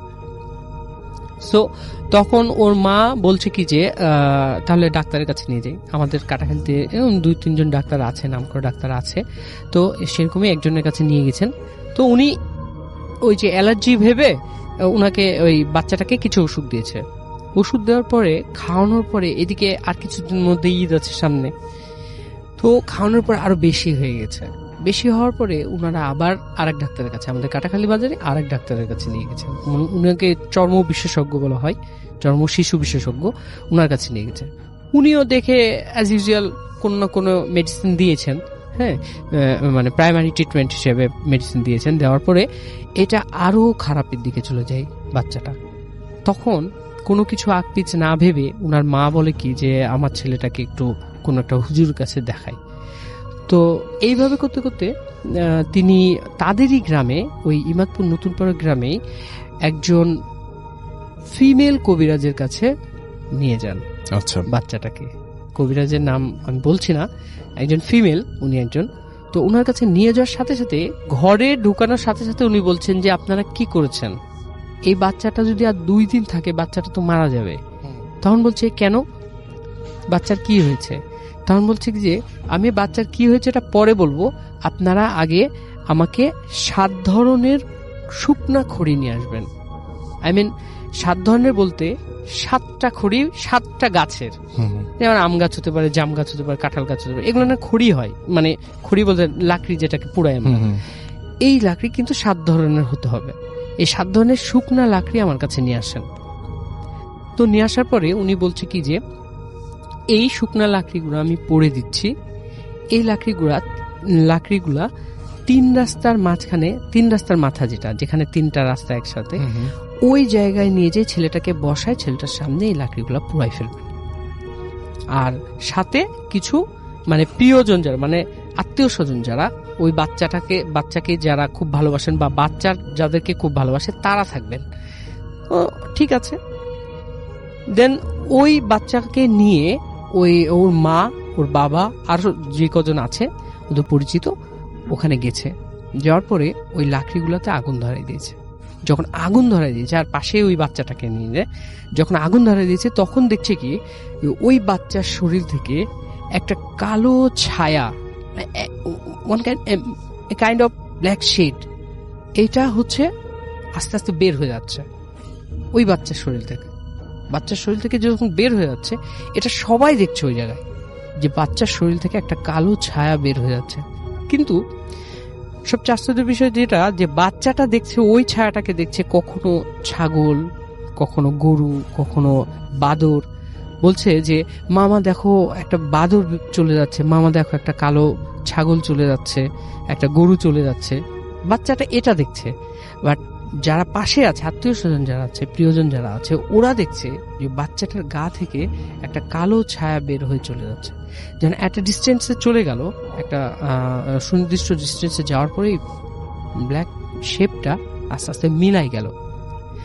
মিলে যাওয়ার সাথে সাথে ওই বাচ্চার শরীরে যতগুলো দাগ ছিল, ওখানে ওই বাচ্চার যতজন আত্মীয় স্বজন ছিল, এরা সবাই এই জিনিসটা দেখছে যে ওই বাচ্চাটার শরীর থেকে সব দাগগুলো অ্যাট এ টাইম চলে গেল, মিলাই গেল, ভ্যানিশ হয়ে গেল একেবারে। তারপরে যখন ওনারা সবাই ওই হুজুরে মানে ওই কবিরাজের কাছে আসেন, ওনারা বলছিলেন যে এটা তেমন মানে খুব বড় ধরনের জিন না, এটা ছোট ধরনের জিন। ছোট ধরনের জিন বলতে কিছু কিছু খুব খারাপ জিন আছে না, আবার কিছু কিছু জিন আছে বাচ্চাদেরকে খুব বেশি পছন্দ করে, এরকমই টাইপের। উনি আসছিল যে আপনার ছেলেকে নিয়ে খেলা করার জন্য বা আপনার ছেলেকে নিয়ে মানে মজা করার জন্য এরকম। বাট আপনার ছেলের গায়ের মধ্যে যে উনার ওই শেপটা যে স্পষ্ট হয়ে যাবে, এটা উনি কখনো, ওই জিন কখনো ভাবেনি যে আমাকে বোঝা যাবে। বাট এই যে ব্ল্যাক ব্ল্যাক শেপ হয়ে গেছিল, দাগগুলো হয়ে গেছিল, বুঝে গেছে। তখন কবিরাজ বলছে কি যে এটা চলে গেছে, এটা কখনোই আসবে না। বাট এখন পর্যন্ত বাচ্চাটা সুস্থ আছে। এটাই ছিল ঘটনা। Thank you so much. চলে যায় আপনার ঘটনায়। জি, আমি যে ঘটনাটি বলবো সেটি আমার এই বড় ভাইয়ের ভাগ্নের ঘটনা। ঘটনাটি ঘটে 2008 বা 2009 দিকে, তিনি এক্সাক্ট বলতে পারেননি, 8 অথবা 9 দিকে হবে, যেহেতু বছরের শেষের দিকে ছিল। জি। তো ঘটনাটা বেসিক্যালি তার ভাগ্নেকে নিয়ে। তো এখানে যেহেতু কয়েকটা পার্ট আছে ঘটনার, তো লিসেনারদের সুবিধার্থে ধরে নেই সেই ভাগ্নের নাম মামুন, কিন্তু বাস্তবিক অর্থে এই নামের সাথে চরিত্রের কোনো মিল নেই। আচ্ছা। জাস্ট লিসেনারদের বোঝার সুবিধার জন্য। তো মামুনের ক্লাস 7-এ পরীক্ষা শেষ হলে সে নানার বাড়িতে বেড়াতে আসে, মানে আমার সেই ভাইয়ের বাড়িতে বেড়াতে আসে। তার নানা বাড়িতে তার একটাই বোন ঢাকাতে থাকে। তো আসার পরে যেটা হয়, ছোট মানুষ গ্রামে শহরে থাকে, আবদ্ধ পরিবেশে, গ্রামে এসে ছোটাছুটি ঘোরাঘুরি ভালোই লাগে তার। বাড়ির আশেপাশে প্রতিবেশীর অনেক ছোট ছেলে পেলে থাকে। তো হঠাৎ করে একদিন মামুন সচরাচর আমার সেই বড় ভাইয়ের সাথেই ঘুমায়। তো একদিন ঘুমিয়ে আছে, হঠাৎ করে আমার সেই বড় ভাই ঘুম থেকে জেগে দেখে যে মামুন তাদের বাসার মানে রুমের বেলকানির সামনে দাঁড়িয়ে আছে। তাদের বাসাটা দোতলা ছিল এবং একদম যেহেতু গ্রামে ধানি জমির সাথে একদম। তো দেখে মামুন বেলকানির সামনে দাঁড়িয়ে আছে। তো যে বলছে, কেন ভাগ্নে তুমি এখানে দাঁড়িয়ে আছো কেন, ঘুমাও নাই? তখন বলছে, আচ্ছা মামা, তোমাদের এখানে কি শহরের মতো নাইট গার্ড আছে? তো বলছে, না, এখানে তো কোনো নাইট গার্ড নাই, তুমি নাইট গার্ড পাও কোথা থেকে? দেখো ওইখানে তাকায় দেখো একটা লোক দাঁড়িয়ে আছে। তো কই, আমার ভাই বলছে, কই আমি তো দেখি না, যত সব ঘুম বাদ দিয়ে তোমার বাহানা, আসো ঘুমাতে আসো। আমার ভাই হয়তো ভাবছে ছোট মানুষ, হয়তো কোনো কিছু তার গ্রামে এসে তার কৌতূহল মিটছে না। তো এর কিছুদিন পরে সেই বড় ভাই একটা জিনিস নোটিস করে যে মামুন যখন ঘুমায়, বা মানে আমার সেই ভাই যখন ঘুম থেকে ওঠে, দেখে তিনি ঠিক আছেন, কিন্তু মামুন মনে হচ্ছে তার উল্টে গেছে। অর্থাৎ আমার সেই বড় ভাইয়ের মুখের কাছে মামুনের পা এবং আমার এই বড় ভাইয়ের পায়ের কাছে মামুনের মুখ। তো বলে যে তুমি এমন করে ঘুমাও কেন? হয়তো ভাবছে যে শহরে থাকে, ঘুমের কোনো হয়তো সমস্যা থাকতেই পারে, অনেকের সমস্যাই থাকে। তো কিন্তু মামুনের প্রতি রাতে এই বেলকনির সামনে ওই লোকের দেখাটা চলতেই থাকে। ওকে এত নিষেধ করা হয়, এত কিছু করা হয়, ও শুনেই না। তো এরকম দিন যাচ্ছে। তো সবাই একটা বিষয় নোটিস করে যে যখন মাগরিবের আজান দেয় মামুনের মধ্যে কিছু চেঞ্জ আসা শুরু করে। ও খেতে চায় না রাতে, মানে কান্নাকাটি করে, মাঝে মাঝে খুব রেগে গেলে বকাবকি করে, যেটা আমার ভাই থেকে যেরকম শুনছি। তোকে অনেক বোঝানো হয়, হয়তো ভাবছে যে মা বাবা থেকে হয়তো কয়েকদিন দূরে আছে, একটু সমস্যা হচ্ছে। কিন্তু সবাই একটা বিষয় নোটিস করে, তার সমস্যা মাগরিবের আজানের পরে হয়। তো আস্তে আস্তে এরকম সমস্যা হচ্ছে। তো সবাই ভাবছে এখন কি হলো, মানে খাওয়া দাওয়া ঠিক মতো করে না, মানে শরীরে অরুচির জন্যই হয়েছে কিনা। তো একদিন বাসায় কেউ নেই, আমার মানে মামুনের নানি, আমার মানে সেই বড় ভাইয়ের মা আছে ওখানে। তো নিচতলায় যেহেতু তারা গ্রামের পরিবেশে ধান টান হয়তো নাড়াচাড়া করছে। তো এমন সময় মামুন কে একটা মানে তাদের বাড়িতে একটা হুজুর টাইপের একজন আসেন। তো উনি দেখেই মামুনের নানিকে বলেন যে আচ্ছা এই ছেলেটার কি কোনো সমস্যা মা? তো বলছে হ্যাঁ, আমার নাতি এরকম করে, মাগরিবের আজান দিলেই দেখেন বাবা এরকম শুরু করে, কি করা যায়, একটু দোয়া টোয়া করে দেন। তো বলছে আসলে দেখ এখন তোর সময় খারাপ, বাচ্চা মানুষ, এর দিকে নজর লাগছে। তো বলছে নজর কেমন? বলছে ও তুই বুঝবি না, যদি সারাতে চাস একটু কষ্ট করতে হবে। বলছে কি কষ্ট? আচ্ছা। বলছে কিছু না, আপনার নাতির একটু হাতের একটু রক্ত লাগবে কয়েক ফোঁটা। তো বলছে যে ছোট মানুষ রক্ত লাগবে। বলছে না সমস্যা নেই, 2-1 ফোঁটা এটা কোনো বিষয় না, ও ঠিক হয়ে যাবে, যেহেতু ওর উপর একটা বদ জিনের আসর পড়ছে, ওর চিকিৎসা করতে হবে। তো যথারীতি সরল মনা বুঝে তার নানি এই কাজটা করে। তো এই ঘটনার কিছুদিন পর থেকে মামুনের মধ্যে আর বেশি মানে চেঞ্জ আসে। সে একদম কারোর সাথে কথা বলে না, খেতে চায় না, খাওয়াতে হলেও জোর করে খাওয়াতে হয়। তো ওর নানি একটা জিনিস নোটিস করে, যেহেতু তাদের বাড়িতে মেম্বার কম, দেখে যে সকালবেলা মামুনের নানা হয়তো মাছ বা মাংস কোনো কিছু নিয়ে আসছে, যেহেতু গ্রামের পরিবেশে দেখে মামুন মানে মাছ বা মাংস কোটার পরে যে উচ্ছিষ্ট অংশগুলো থাকে, মাছের আইস বা মুরগির নাড়ি ভুড়ি, ওইগুলো মামুন খাচ্ছে। আচ্ছা। তো এটা তো স্বাভাবিক না, এটা তখন সবাই দেখে এটা তো পুরোপুরি অস্বাভাবিক। এটা কিভাবে খাওয়া সম্ভব এই বাচ্চার? একদম ছোট না সে, একেবারেই সম্ভব। হ্যাঁ, একেবারেই সম্ভব না। তো সবাই চিন্তায় পড়ে যায় কি হচ্ছে, এরকম মামুনকে নিয়ে কি সমস্যা, ওর বাড়িতেও বলা যাচ্ছে না, মা বাবার চিন্তা করবে যেহেতু নানার বাড়ি আছে। তো একদিন মামুনকে আর রাত্রে পাওয়া যায় না। আমার সেই বড় ভাই সাথে সাথে দেখে মামুন পাশে নাই, তো দৌড় দিয়ে তার মা বাবার ঘরে যায়, বলে আব্বা মামুনকে পাওয়া যাচ্ছে না, আমার ঘরে তো নাই, ওয়াশরুমে নেই, সব জায়গায় খোঁজা হয়েছে। তো প্রথমে তারা ঘরে খোঁজে, তো যখন দেখে পুরো বাড়িতেই মামুন নাই, তখন দ্রুতই আশেপাশের প্রতিবেশীদেরকে ডাকা হয়, যেভাবে আমার নাতিকে পাওয়া যাচ্ছে না, তোমরা একটু খোঁজাখুঁজি করো। তো বেশি দূরে না, বাসার পাশেই তাদের একটা ছোট্ট বাগান ছিল। তো দেখে সেই বাগানে মামুন উপর হয়ে পড়ে আছে। সবাই মানে রাত যেহেতু অত কিছু বুঝতে পারে নাই, আর অত কিছু দেখেও নাই, মামুনকে ধরাধরি করে নিয়ে আসে। তো সকালে ঘটনাস্থলে সবাই যায় এবং হুজুরকে নিয়েও যায়, যে সেখানকার স্থানীয় যে ইমাম থাকেন। তো গিয়ে দেখেন ওখানে মানে স্কেচ করে, মানে মানে মাটিতে ভর দিয়ে না, মানে স্কেচ করে মাটির উপর কিছু লেখা আরবির মতো। তো আমার সেই ভাই বলে যে হুজুর কি লেখা? তো হুজুর বলেন এটা সরাসরি আরবি না, আরবির মতো হলেও এটা উর্দু ভাষা, কারণ উর্দুতে আরবির কিছু মানে অতিরিক্ত কিছু ওয়ার্ড আছে। তো বলে কি বুঝছেন আপনি? তো বলছে যে আসলে তেমন কিছু না, দেখা যাক কি হয়, কয়টা দিন যেতে যাও, ওকে দোয়া দরুদ পড়ে দেবো, ঠিক হয়তো হয়ে যাবে। তো এরপরে কয়েকদিন পরে আরো ভয়াবহ ঘটনা হয়। সকালবেলা পাশের তাদের প্রতিবেশী মামুনের নানিকে জোরে জোরে রাখছে, খালাম্মা তাড়াতাড়ি নিচে আসেন, খালাম্মা তাড়াতাড়ি নিচে আসেন। তো বলছে কি হয়েছে? তাড়াতাড়ি নিচে আসেন। তো বলছে আপনার নাতির কি কোনো শারীরিক সমস্যা? বলছে কেন, কি হয়েছে? তো বলছে দেখেন কি করছে। তো তারা গিয়ে দেখে যে মামুন ওই পাশের বাড়ি তাদের যে প্রতিবেশী থাকে, যেহেতু গ্রাম্য এলাকা, তারা হাঁস বা মুরগি পালন করে। তো মামুন দেখে একটা হাঁসের আস্ত, একটা জ্যান্ত হাঁসের মাথা মানে ছিঁড়ে চাবাচ্ছে। যেহেতু ছোট মানুষ, তার পক্ষে তো এই মানে জ্যান্ত একটা হাঁসের মাথা চাবানো সম্ভব না, কিন্তু সে মুখের ভিতর নিচে এবং দেখে তার মানে মুখ ছুটি কেটে গেছে এবং তারই রক্ত বের হচ্ছে। যেহেতু তার পক্ষে এই জ্যান্ত একটা হাঁসের মাথা চাবানো সম্ভব না, তো কান্নাকাটি শুরু করে দেয় মামুনের নানি।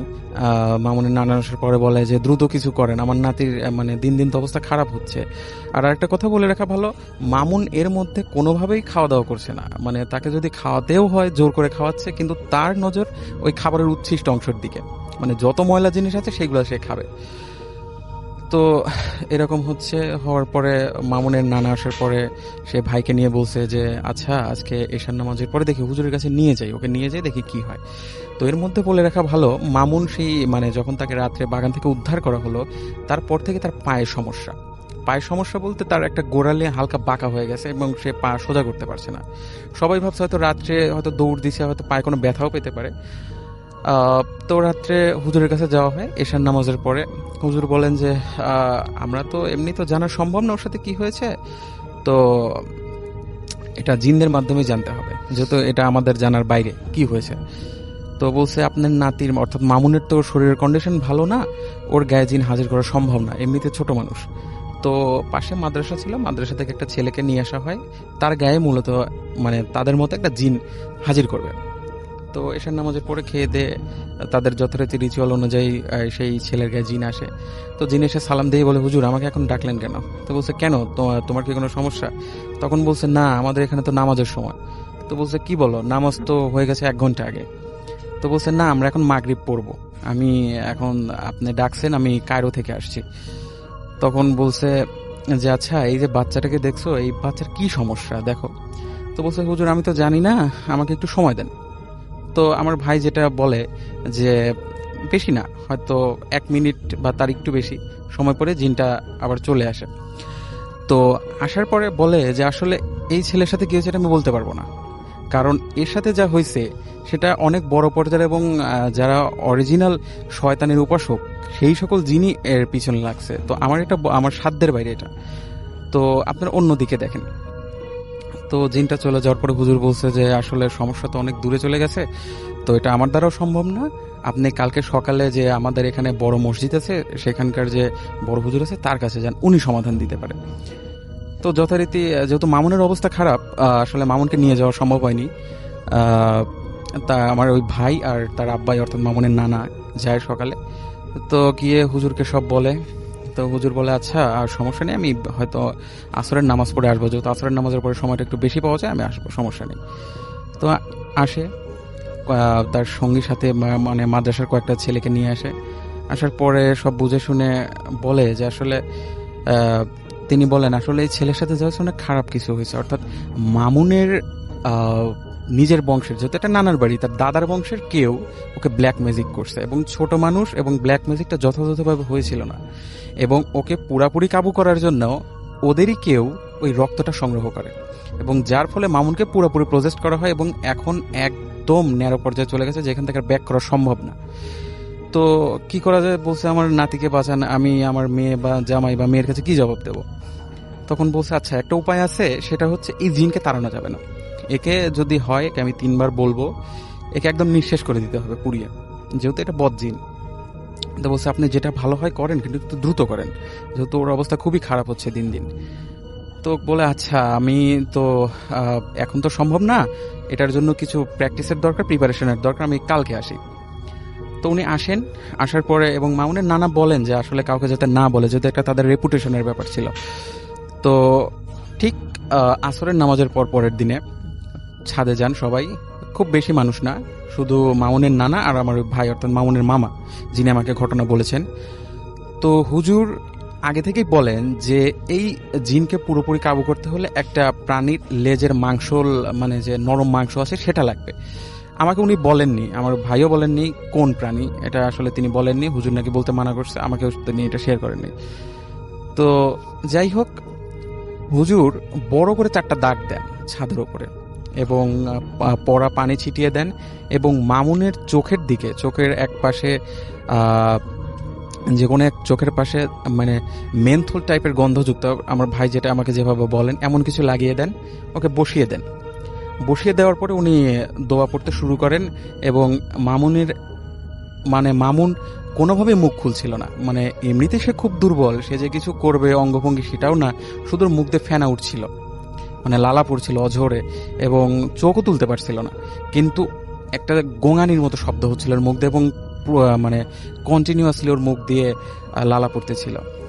তো ইন দ্য মিন টাইম হুজুর যে 4টা ছেলে ছিল, যে মানে স্কোয়ার শেপে দাগটা দেন, 4 কোণায় 4 জন মাদ্রাসার ছেলেকে দাঁড় করে দেন এবং হুজুর ইঙ্গিত দেন। তো ইঙ্গিত দেওয়ার সাথে সাথে 4 জন একসাথে আজান শুরু করে দেয়, একই সাথে আজান শুরু করে দেয়, এবং হুজুরও তার রিচুয়াল শুরু করে দেয়। রিচুয়াল শুরু করে দেওয়ার পরে মামুনের মানে বাম হাতের মধ্যমা ধরে তিনি দোয়া শুরু করেন, এবং জোর করে হলেও যে কোনোভাবে ওর মুখে সেই মাংসের অংশটা গুজে দেন, এবং কিছুক্ষণ মামুন হুজুরের সাথে ধস্তাধস্তি করার পরে যেই আজানটা শেষ হয়, মামুনের মানে নিস্তেজ দেহ ওখানে পড়ে যায়। তো হুজুর বলেন, আশা করি যে আমি সাকসেস হয়েছি, জিনটা নাই। কিন্তু মামুনের যে কন্ডিশন, জিন যে ওর এই কয়েকদিনে যে ক্ষতি করছে, ওর শারীরিক ক্ষতি, এটা এই ট্রিটমেন্টে হবে না, ওকে মানে জেনারেল ট্রিটমেন্ট করতে হবে। তো মামুনের জ্ঞান অনেক মানে কয়েক ঘন্টা পরে ফেরে, সে মানে তখনও কোনো কথা বলছিল না। তাকে সাথে সাথেই একটা হাসপাতালে নিয়ে যাওয়া হয় স্থানীয়, ওখানেই চিকিৎসা করা হয়। পরে তাকে অর্থোপেডিক্স ডাক্তারও দেখানো হয় তার পায়ের জন্যে। তো এই ছিল মোটামুটি ঘটনা। এরপর থেকে আসলে মামুন এখনো মোটামুটি সুস্থ, এখন বেশ বড় হয়ে গেছে।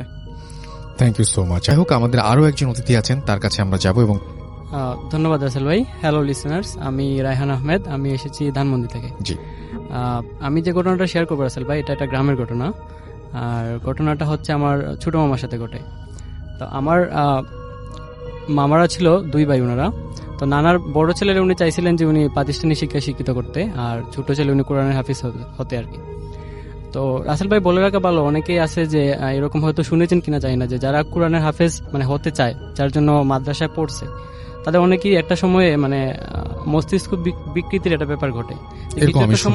কিছু একটা সময়ে তারা মানে পড়াশোনা বন্ধ হয়ে যায়, তারা পড়াশোনা করতে পারে না, এরকম হয় তাদের সাথে। ঘটনাটা শুনি। হ্যাঁ, এটা গ্রামের মুরব্বীরা বলে জিনে আছর করে আর কি, যে ব্যাপার কারণে এরকম হয়। তো ঘটনাটা আসলে ওনার সাথে যেটা ঘটেছে, উনি একদিন উনি চঞ্চল প্রকৃতির ছিলেন, তো খেলাধুলা করতেন বেশি, ওই আপনার কোরআনের পড়া এগুলো ওনার ভালো লাগতো না আর কি। তো উনি একদিন খেলার উপকরণের জন্য বাঁশঝাড়ে যান, ভাঙা আপনার এই মাটির যে জিনিসপত্র, বাসন কোসনের টুকরা, এগুলো দিয়ে উনি খেলতেন আর কি। তো এগুলো কুড়াতে যান বাঁশঝাড়ে। তো ওইখানে উনি যখন কুড়ায় নিয়ে আসেন, উনি একা আসেন না, ওনার সাথে 4টা ছোট ছোট সাপ আসে। এই সাপগুলা বাড়িতে এসে ওনার যে ছোট বোন, উনি বারান্দা খেলতেছিল, ওরে সার্কেল করে সাপগুলা ফোনা তুলে আছে।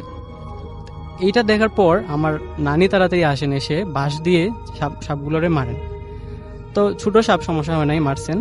তো এরপরে যে জিনিসটা ঘটে ওনার সাথে, উনি একদিন দৌড়ে নদীর পাড় থেকে নামতেছেন। তো নেমে যখন উনি দৌড়ে আসছেন বাড়ির দিকে, তো হঠাৎ ওনার সামনে পড়ে একটা বড় সাইজের একটা সাপ পড়ে। সাপটা রাস্তা পার হচ্ছে। এটা আসলে মানে এত বড় সাপ যে এটা অজগর সাপ, কিন্তু গ্রামে এরকম অজগর সাপ দেখা যাওয়ার কথা না। যেহেতু এটা দেখা গেছে, উনি এখানে ডাইরেক্ট স্টপ হয়ে গেছেন। এখন উনি যদি যেতে চান, ওটাকে লাফ দিয়ে যেতে হবে। উনি যান নাই, ওটা সাপটা চলে গেছে আস্তে আস্তে। তারপর উনি বাড়িতে আসেন। বাড়িতে আসার পরে ওনারা বলেন যে এই ঘটনা। তো বাড়িতে এটা জানার পর ওনারে তারা তাবিজ দেয় কোমরে বাঁধার জন্য আর কি, সাপ থেকে নিরাপত্তার জন্য। তো ওটা আসলে মানে মুরব্বীরা যেটা বলে, যেটা আসলে সাপ ছিল না, এটা ছিল আপনার বাড়ি পৈরল। মানে বাড়ি পৈরল বলতে গ্রামের মানুষ বলে যে অনেকে আছে যে মানে বাড়ি পাহারা দেয়। এটা হয়তো জিন জাতীয় কিছু হতে পারে বা অন্য কিছু, এটা বাড়ি পাহারা দেয়, এটা বাড়ি পৈরল বলে। তো যাই হোক, এই ঘটনার পর ওনার সাথে যেটা ঘটে, একদিন রাতে উনি ওনার রুমে পড়তেছিলেন। তো বাইরে থেকে ওনার নাম ধরে কেউ 3 বার ডাকে। উনি ডাকটা অবিকল শুনতে পান যে ওনার বড় ভাইয়ের গলা। তো উনি ভাবছেন বড় ভাই হয়তো আসছে ওনার দেখা করার জন্য। তো উনি দরজা খুলে দেন কৌতূহলী হয়ে, বড় ভাই আসছে, দরজা তো খুলবেই। দরজা খুলে দেন। দরজা খুলে দেখেন যে এখানে কিছুই নাই, কেউই নাই। তো উনি আর কিছু কথা বলেন নাই, উনি জাস্ট দরজা খুলে উনি বের হয়ে যান। তো এই যে দরজা দিয়ে খুলছেন, দরজা খোলার আওয়াজ নানির কানে যায়। তো নানি যাওয়ার পর নানারে জানান যে কি হয়েছে। বাইরে এসে দেখেন যে কিছু নাই, হারিকেন নিয়ে বের হয়েছেন, অনেক আগের ঘটনা যেহেতু। তো উনি দেখেন যে উনি ঘরে নাই, মামা ঘরে নাই। তো উনি নানার বিষয়টা জানান, নানা তাড়াতাড়ি লাইট নিয়ে বের হন। তো লাইটগুলো ছিল আগের দিনের যে লাইটগুলো আর কি, বড় ব্যাটারির যে লাইটগুলো, এগুলো কম আলো দিত। তো উনি লাইট নিয়ে খুঁজতে বের হন ওনারে। তো উনি অলরেডি নদীর পাড়ে উঠে গেছেন, উঠে হাঁটা শুরু করছেন। কি একটার মানে দ্বারা তিনি ইনফ্লুয়েন্স হয়েছেন যেটা উনি হাঁটা শুরু করছেন। তো নানা পিছনে পিছনে যান। যাওয়ার পরে যখন গাঙের পাড়ে উঠার পরে দেখেন যে অনেক দূরে উনি হেঁটে যাচ্ছে। তো উনি যত দূরে পারেন, মানে দৌড়ে পারেন বা হাঁটে পারেন, ওনার পিছু শুরু করেন হাঁটা। তো ওনার হাঁটতে হাঁটতে একটা সময়ে উনি মানে মামা উনি গাছে উঠে গেছেন। উনি তো আসলে এখানে বলে রাখা ভালো, উনি গাছে উঠতে পারেন না, গাছ বাইতে পারেন না, কিন্তু এখানে গাছে উঠছেন কিভাবে? মানে গাছে উঠে গেছেন। আর এদিকে নানার চিৎকার চেঁচামেচিতে মানুষ জড়ো হয়ে যায়, গ্রামের মানুষ। আর গ্রামের মানুষ জড়ো হওয়ার পরে যে ব্যাপারটা ঘটে, যে এখান থেকে একজন মানুষ সাহস করে গাছে উঠে ওনাকে মানে ধরতে চায় ধস্তাধস্তি করে। তো উনি এখানে মানে ধরতে যেয়ে উনি এখানে মানে বিভৎসভাবে একটা আওয়াজ করেন। আওয়াজটা এটা আসলে আরবি ভাষায় একটা আওয়াজ করেন, কি মানে বলছেন এটা আমি অবিকল বলতে পারবো না। তবে ওনার মানে বয়সটা ছিল আপনার 3-4 মানুষ যদি সমবেত কণ্ঠে যদি একটা কথা বলে, যেরকম একটা মানে যেরকম একটা রাগ নিয়ে যদি 3-4 মানুষ একটা কথা বলে, এরকম ভাবে কথা বলছেন। এবং এই মানে বয়েস শুনে মানে যারা ছিল তারা পুরোপুরি অবাক হয়ে গেছে যে মানে কি। তারপর যাই হোক কষ্ট করে ওনারে নামানো হয়েছে। নামানোর পর ওনার মুখ দিয়ে মানে ফেনা বের হইতেছে, সাদা রঙের ফেনা বের হইতেছে। তাড়াতাড়ি করে ওনার মানে মসজিদে নিয়ে যাওয়া হয়। হুজুর আছে মসজিদে, তো মসজিদটা কাছেই ছিল। নেওয়ার পর মসজিদে হুজুর এখানে দোয়া দুরুদ পড়ে ওনাকে আপাতত সুস্থ করে তোলেন। তারপর উনি বাড়িতে যান। বাড়িতে যাওয়ার পর যেহেতু ছোট ছেলে মায়ার ছিল, তো নানা চান নাই ওনারা আর মাদ্রাসায় পড়াতে। উনি ভাবছেন যে মাদ্রাসায় পড়ানোর কারণে হয়তো জিনের আসর এই জিনিসটা হয়েছে, তো এই জন্য ওনার পড়া বন্ধ হয়ে গেছে, উনি আর পড়েন নাই। তারপর 6-7 বছর পর উনি বিদেশে চলে যান। বিদেশ থেকে এখন প্রবাসী উনি, এখন আলহামদুলিল্লাহ ভালো আছেন, ওনার সাথে আর তেমন কোনো সমস্যা হয়নি। এই ছিল ঘটনা রাসেল ভাই। হ্যাঁ, থ্যাংক ইউ সো মাচ। তো আমরা চলে যাই ঘটনায়। আমি খুব তাড়াতাড়ি, আমি সোহাগ আবার ফিরলাম। ধন্যবাদ রাসেল ভাই। আমি 5 মিনিটের মধ্যে ঘটনাটা বলছি। এটা হচ্ছে আমাদের মেসের মিরপুর 1-এর যে জায়গায় আমি থাকি, কি বলে পাইকপাড়া যে ডিটেক কলোনি। আমার মনে হয় যে ঘটনাটা অনেক সুন্দর, তো আমরা যে মূল ঘটনার অংশটুকু সেটুকু শুনি, অনেকেই অনেক আনন্দ পাবেন। যেটা হচ্ছে যে আমাদের মেসটাতে এক বড় ভাই থাকেন। উনি, আমি বলতে ভুলে গেছিলাম যে উনি কিন্তু অবিবাহিত, উনি আমাদের আরিফ ভাই। তো উনি আমাদের মেসটা যেহেতু মসজিদের সাথে, তো উনি অনেকদিন মানে খুব রাত্রে একদিনকে হচ্ছে অনেক রাত্রে বের হয়েছে। বের হওয়ার পরে দেখছে কি যে মসজিদের জানালাগুলা ধুপ ধুপ করে বিপিং হচ্ছে। তো এটা শোনার পরে সব জানালাগুলা যখন এরকম বিপিং হওয়া শুরু হয়েছে, তখন ওনাকে কেউ একজন, মানে ইমাম সাহেব হোক আর মঞ্চম সাহেব হোক, কোনো একজন বলেছিলেন যে এনারা রাত্রেবেলায় নামাজ পড়তে আসেন, তো রাত্রেবেলায় এদিকে আসেন না। তো এইভাবে উনি শোনার পরে এরা খুব দৌড়ে ওখান থেকে চলে আসেন। আসার পরে দেখেন কি যে আমাদের মেসে যে ঢুকতে যে গেটটা, এই গেটে এমন কালারের একটা বিড়াল দাঁড়িয়ে আছে। বিড়ালটা অসম্ভব বড় আকারের ছিল আর ভিন্ন টাইপের একটা রং। আমরা সচরাচর দেখি কালো বিড়াল, সাদা বিড়াল, হলুদ বিড়াল, লাল বিড়াল, কিন্তু এটা একেবারে ভিন্ন একটা রং। বাস ওটা দেখে উনি খুব তাড়াতাড়ি ওখান থেকে চলে আসেন। আসার পরে, এটা খুব রিসেন্ট একটা ঘটনা, আর ওই ঘটনার পরে বিড়ালটা দেখার পরে উনি চলে আসেন ঘরের মধ্যে। আসার সময় আমাদের যে রান্নাঘর, মেসের যে রান্নাঘর, এই রান্নাঘরে একটাই গেট, এই রান্নাঘরে অন্য পাশ থেকে ঢোকার কোনো ওয়ে নাই। এই রান্নাঘরের মধ্যে মনে হচ্ছে কয়েকজন মিলে সব মানে ইয়েগুলা, মানে বাসন কোসনগুলো নড়াচড়া করলে যেরকম যেমন আওয়াজ হয়, এইরকম আওয়াজ শুরু করেছে, অ্যাজ লাইক অ্যাজ ঝনমন ঝনমন ঝনমন এরকম আওয়াজ। তো ইনি এটা দেখে তাড়াতাড়ি করে চলে আসেন রুমের মধ্যে।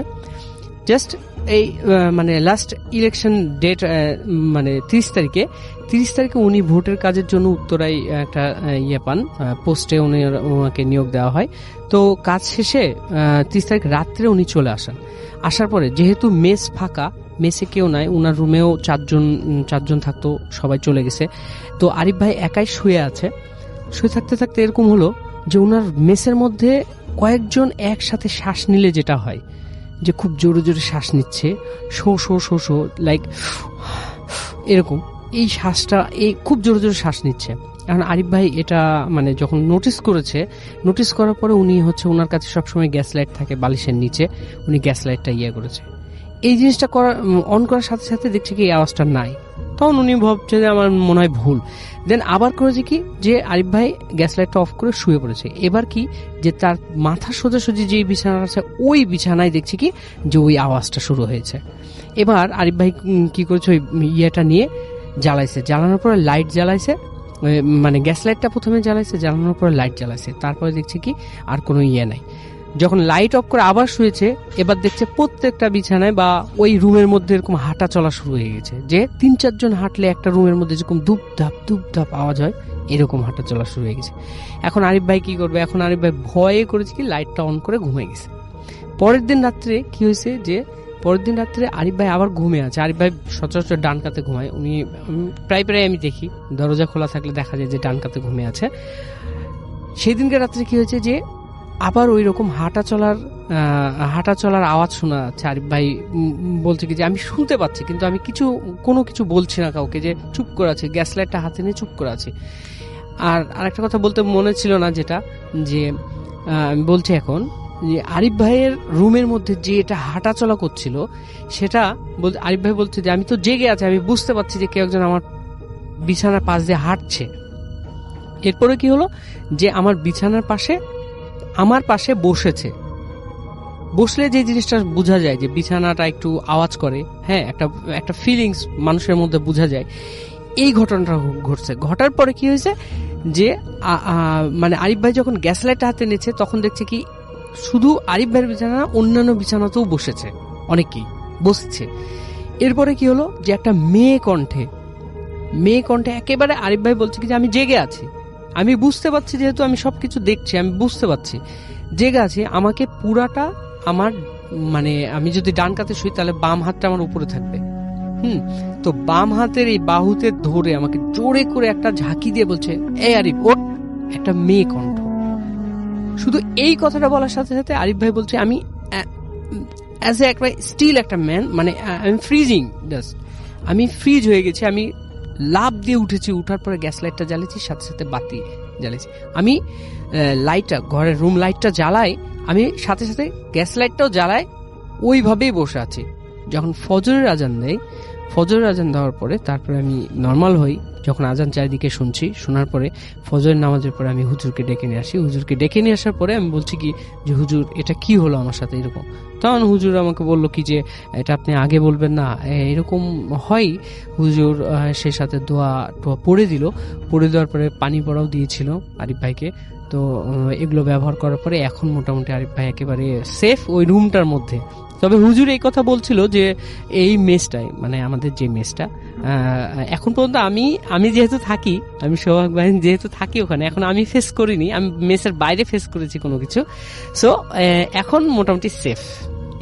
এই ছিল ঘটনা। Thank you so much. জি ভাই, আসসালামু আলাইকুম। ওয়ালাইকুম আসসালাম রাসেল ভাই। আমি কাহিনীতে চলে যাব সরাসরি। এই কাহিনীটা আমাকে বলেছে হচ্ছে সুনীল, ওর দাদার আমলের কাহিনী। সম্ভবত এটা যখন নাকি আপনার দেশ বিভাগের আগে একদম ভারতবর্ষ ছিল সে সময়কার কাহিনী। তো এই কাহিনীটা হচ্ছে যে একটা জমিদার বাড়ি, এটা হচ্ছে ময়মনসিং এর এদিকে ছিল আর কি, ময়মনসিং এর দিকটাতে। তো তখন ভারতবর্ষ আর কি বড়। এবং যে কাহিনী বলেছে তার দাদা সেই সময় ওই তাদের জমিদারি প্রথাটা উঠে যাচ্ছে আর কি, তখন উঠে গেছে এবং সম্পত্তি ভাগ হয়েছে।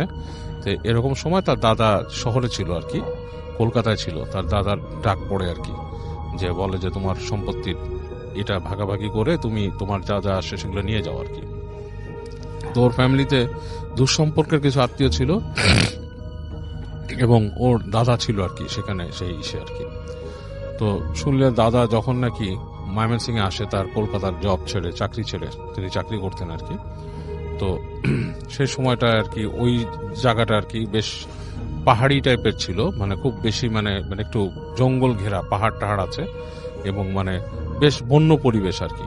এর মধ্যেই তার পূর্বপুরুষদের জমিদারি ছিল এবং তারা ছিলেন বেশ অত্যাচারী টাইপের আর কি, অত্যাচারী টাইপের। এবং পরবর্তীতে আর কি তারা মানে যিনি লাস্ট চলে যান আর কি এবং তার হিসাবটা করে যান, তিনিও আর কি বেশ মানুষের রোষানলেই পড়েন আর কি, এরকম একটা অবস্থা ছিল। এবং অতীতে কিছু তাদের ফ্যামিলির কিছু মানুষকে মানুষ মেরেও ফেলছে, এরকম কিছু।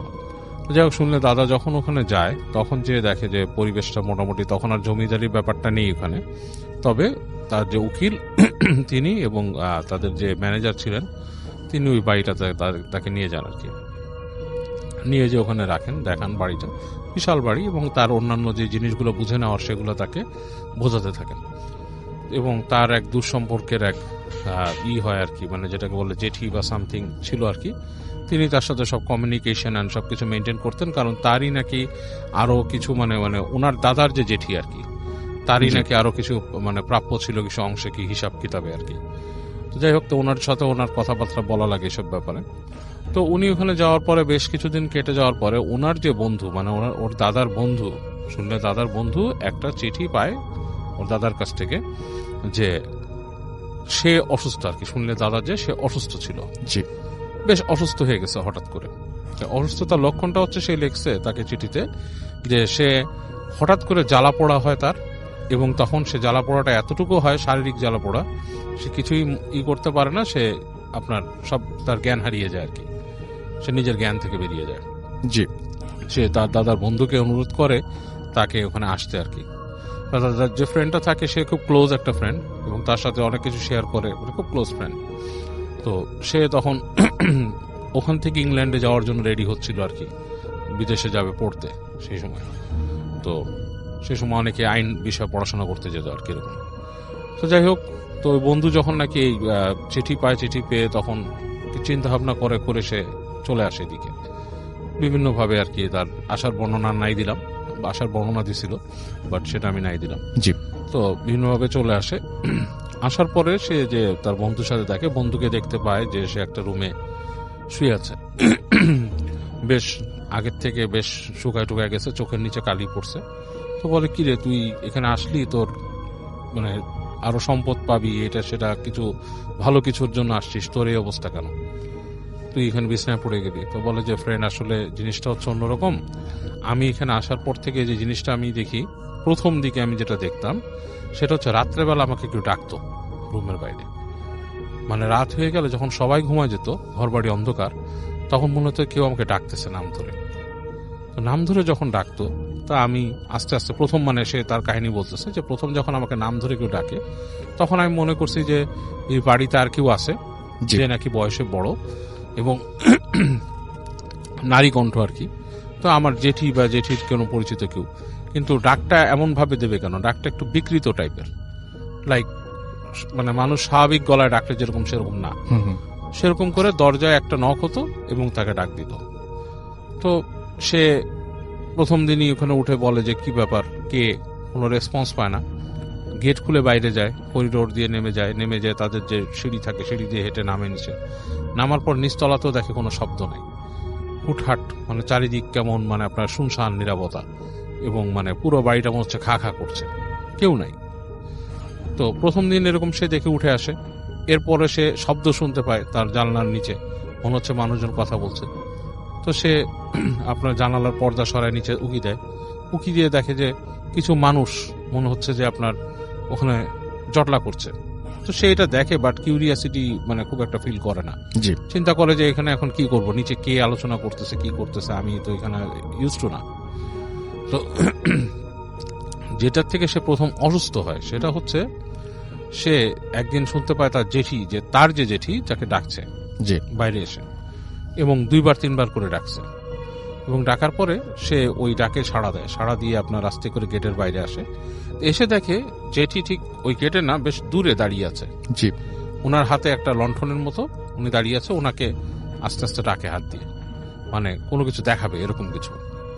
তো উনি পিছে পিছে যায়, যে সিঁড়ি দিয়ে নামে, সিঁড়ি দিয়ে নামার পর ওনাকে হেঁটে ওখানকার একটা দরজা আছে, সেই দরজাটা খুলে ভিতরে ডাকে।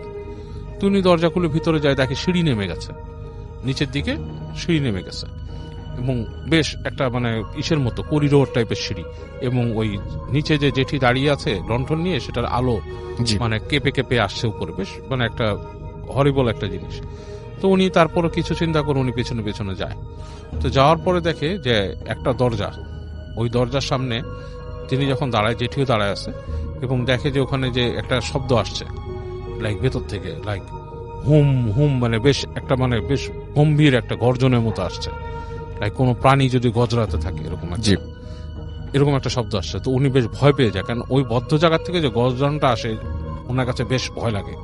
এবং এই পর্যায়ে দেখে ফট করে ওই আলো লণ্ঠন যে থাকে জেঠির হাতে, সেটা নিভে গেছে। আচ্ছা। তো উনি ডাকতে থাকে, জেঠিমা জেঠিমা, এরকম করে ডাকে, দেখে কোনো সাড়া নেই, এবং ওই গর্জন যেটা হচ্ছে, গর্জনটা আরো লাউডার হচ্ছে ওই জায়গায়। আচ্ছা। উনি ব্যাক করে আসতে যায়, দেখে দরজা লাগানো, মানে যেই সিঁড়ির গোড়ায় যে দরজাটা সেটা লাগানো। তো উনি অনেক দরজা নক করে চিৎকার করে, মানে মানুষের নাম ধরে ডাকে, কেউ আসতেছে না, এবং এক পর্যায়ে গর্জনটা এমন ভাবে মানে ওনাকে এফেক্ট করে যে ওনার মনে হয় মাথার মধ্যে কিছু আসতেছে এবং মনে হচ্ছে যে কোন একটা ভয়ঙ্কর প্রাণী ওই সিঁড়িতে উঠে আসবে। তো ওই অবস্থায় উনি জ্ঞান হারায় ফেলে।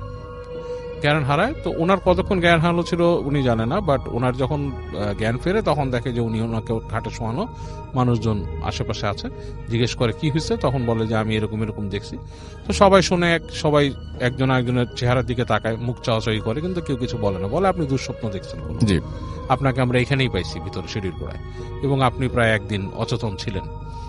তো এরকম বলার পর যেটা হয় যে সে শুয়ে থাকে, নর্মালি বসে থাকে, শরীরটা খারাপ। তো হঠাৎ তার যেটা হয় যে গা জ্বালাপোড়া করে, গা জ্বালাপোড়া করতে করতে প্রচন্ড মনে গায়ে কেউ আগুন ধরায় দিচ্ছে, এবং এই যন্ত্রণা সহ্য না করতে পেরে উনি বেহুশ হয়ে যায়। তখন উনি দেখে যে এখানে তো ওনার কেউ নাই, উনি যে ফেরত চলে যাবে সেটাও উনি ওনার জেঠিমাকে জানান যে আমি চলে যেতে চাচ্ছি কলকাতায়, আমি পরে এগুলো আমার শরীরে, কিন্তু ওনার যে শরীরের অবস্থা যাওয়ার মতো না। আচ্ছা, এই কারণেই উনি ওনার বন্ধুকে চিঠি লিখছে। তো ওনার বন্ধু আসে, বন্ধু ওনার কথাগুলো শুনে বলে চল আমি দেখি তোর কি অবস্থা, আমরা পারলে তোকে নিয়েই যাই এখান থেকে, কি ঘটনা। তো বন্ধু যেটা করে ওনাকে রেখে ওর দাদার ফ্রেন্ড যে সে একটু মানে ওই জায়গায় ঘোরাফেরা করার চেষ্টা করে মানে কি ঘটনা, এরকম কেন। ও যেখানে দরজার কথা বলছিল ওখানে যে উনি একটা দরজা দেখে নেমে যায়, কিন্তু দরজাটা তালা মারা, দরজাটা তালা লাগানো।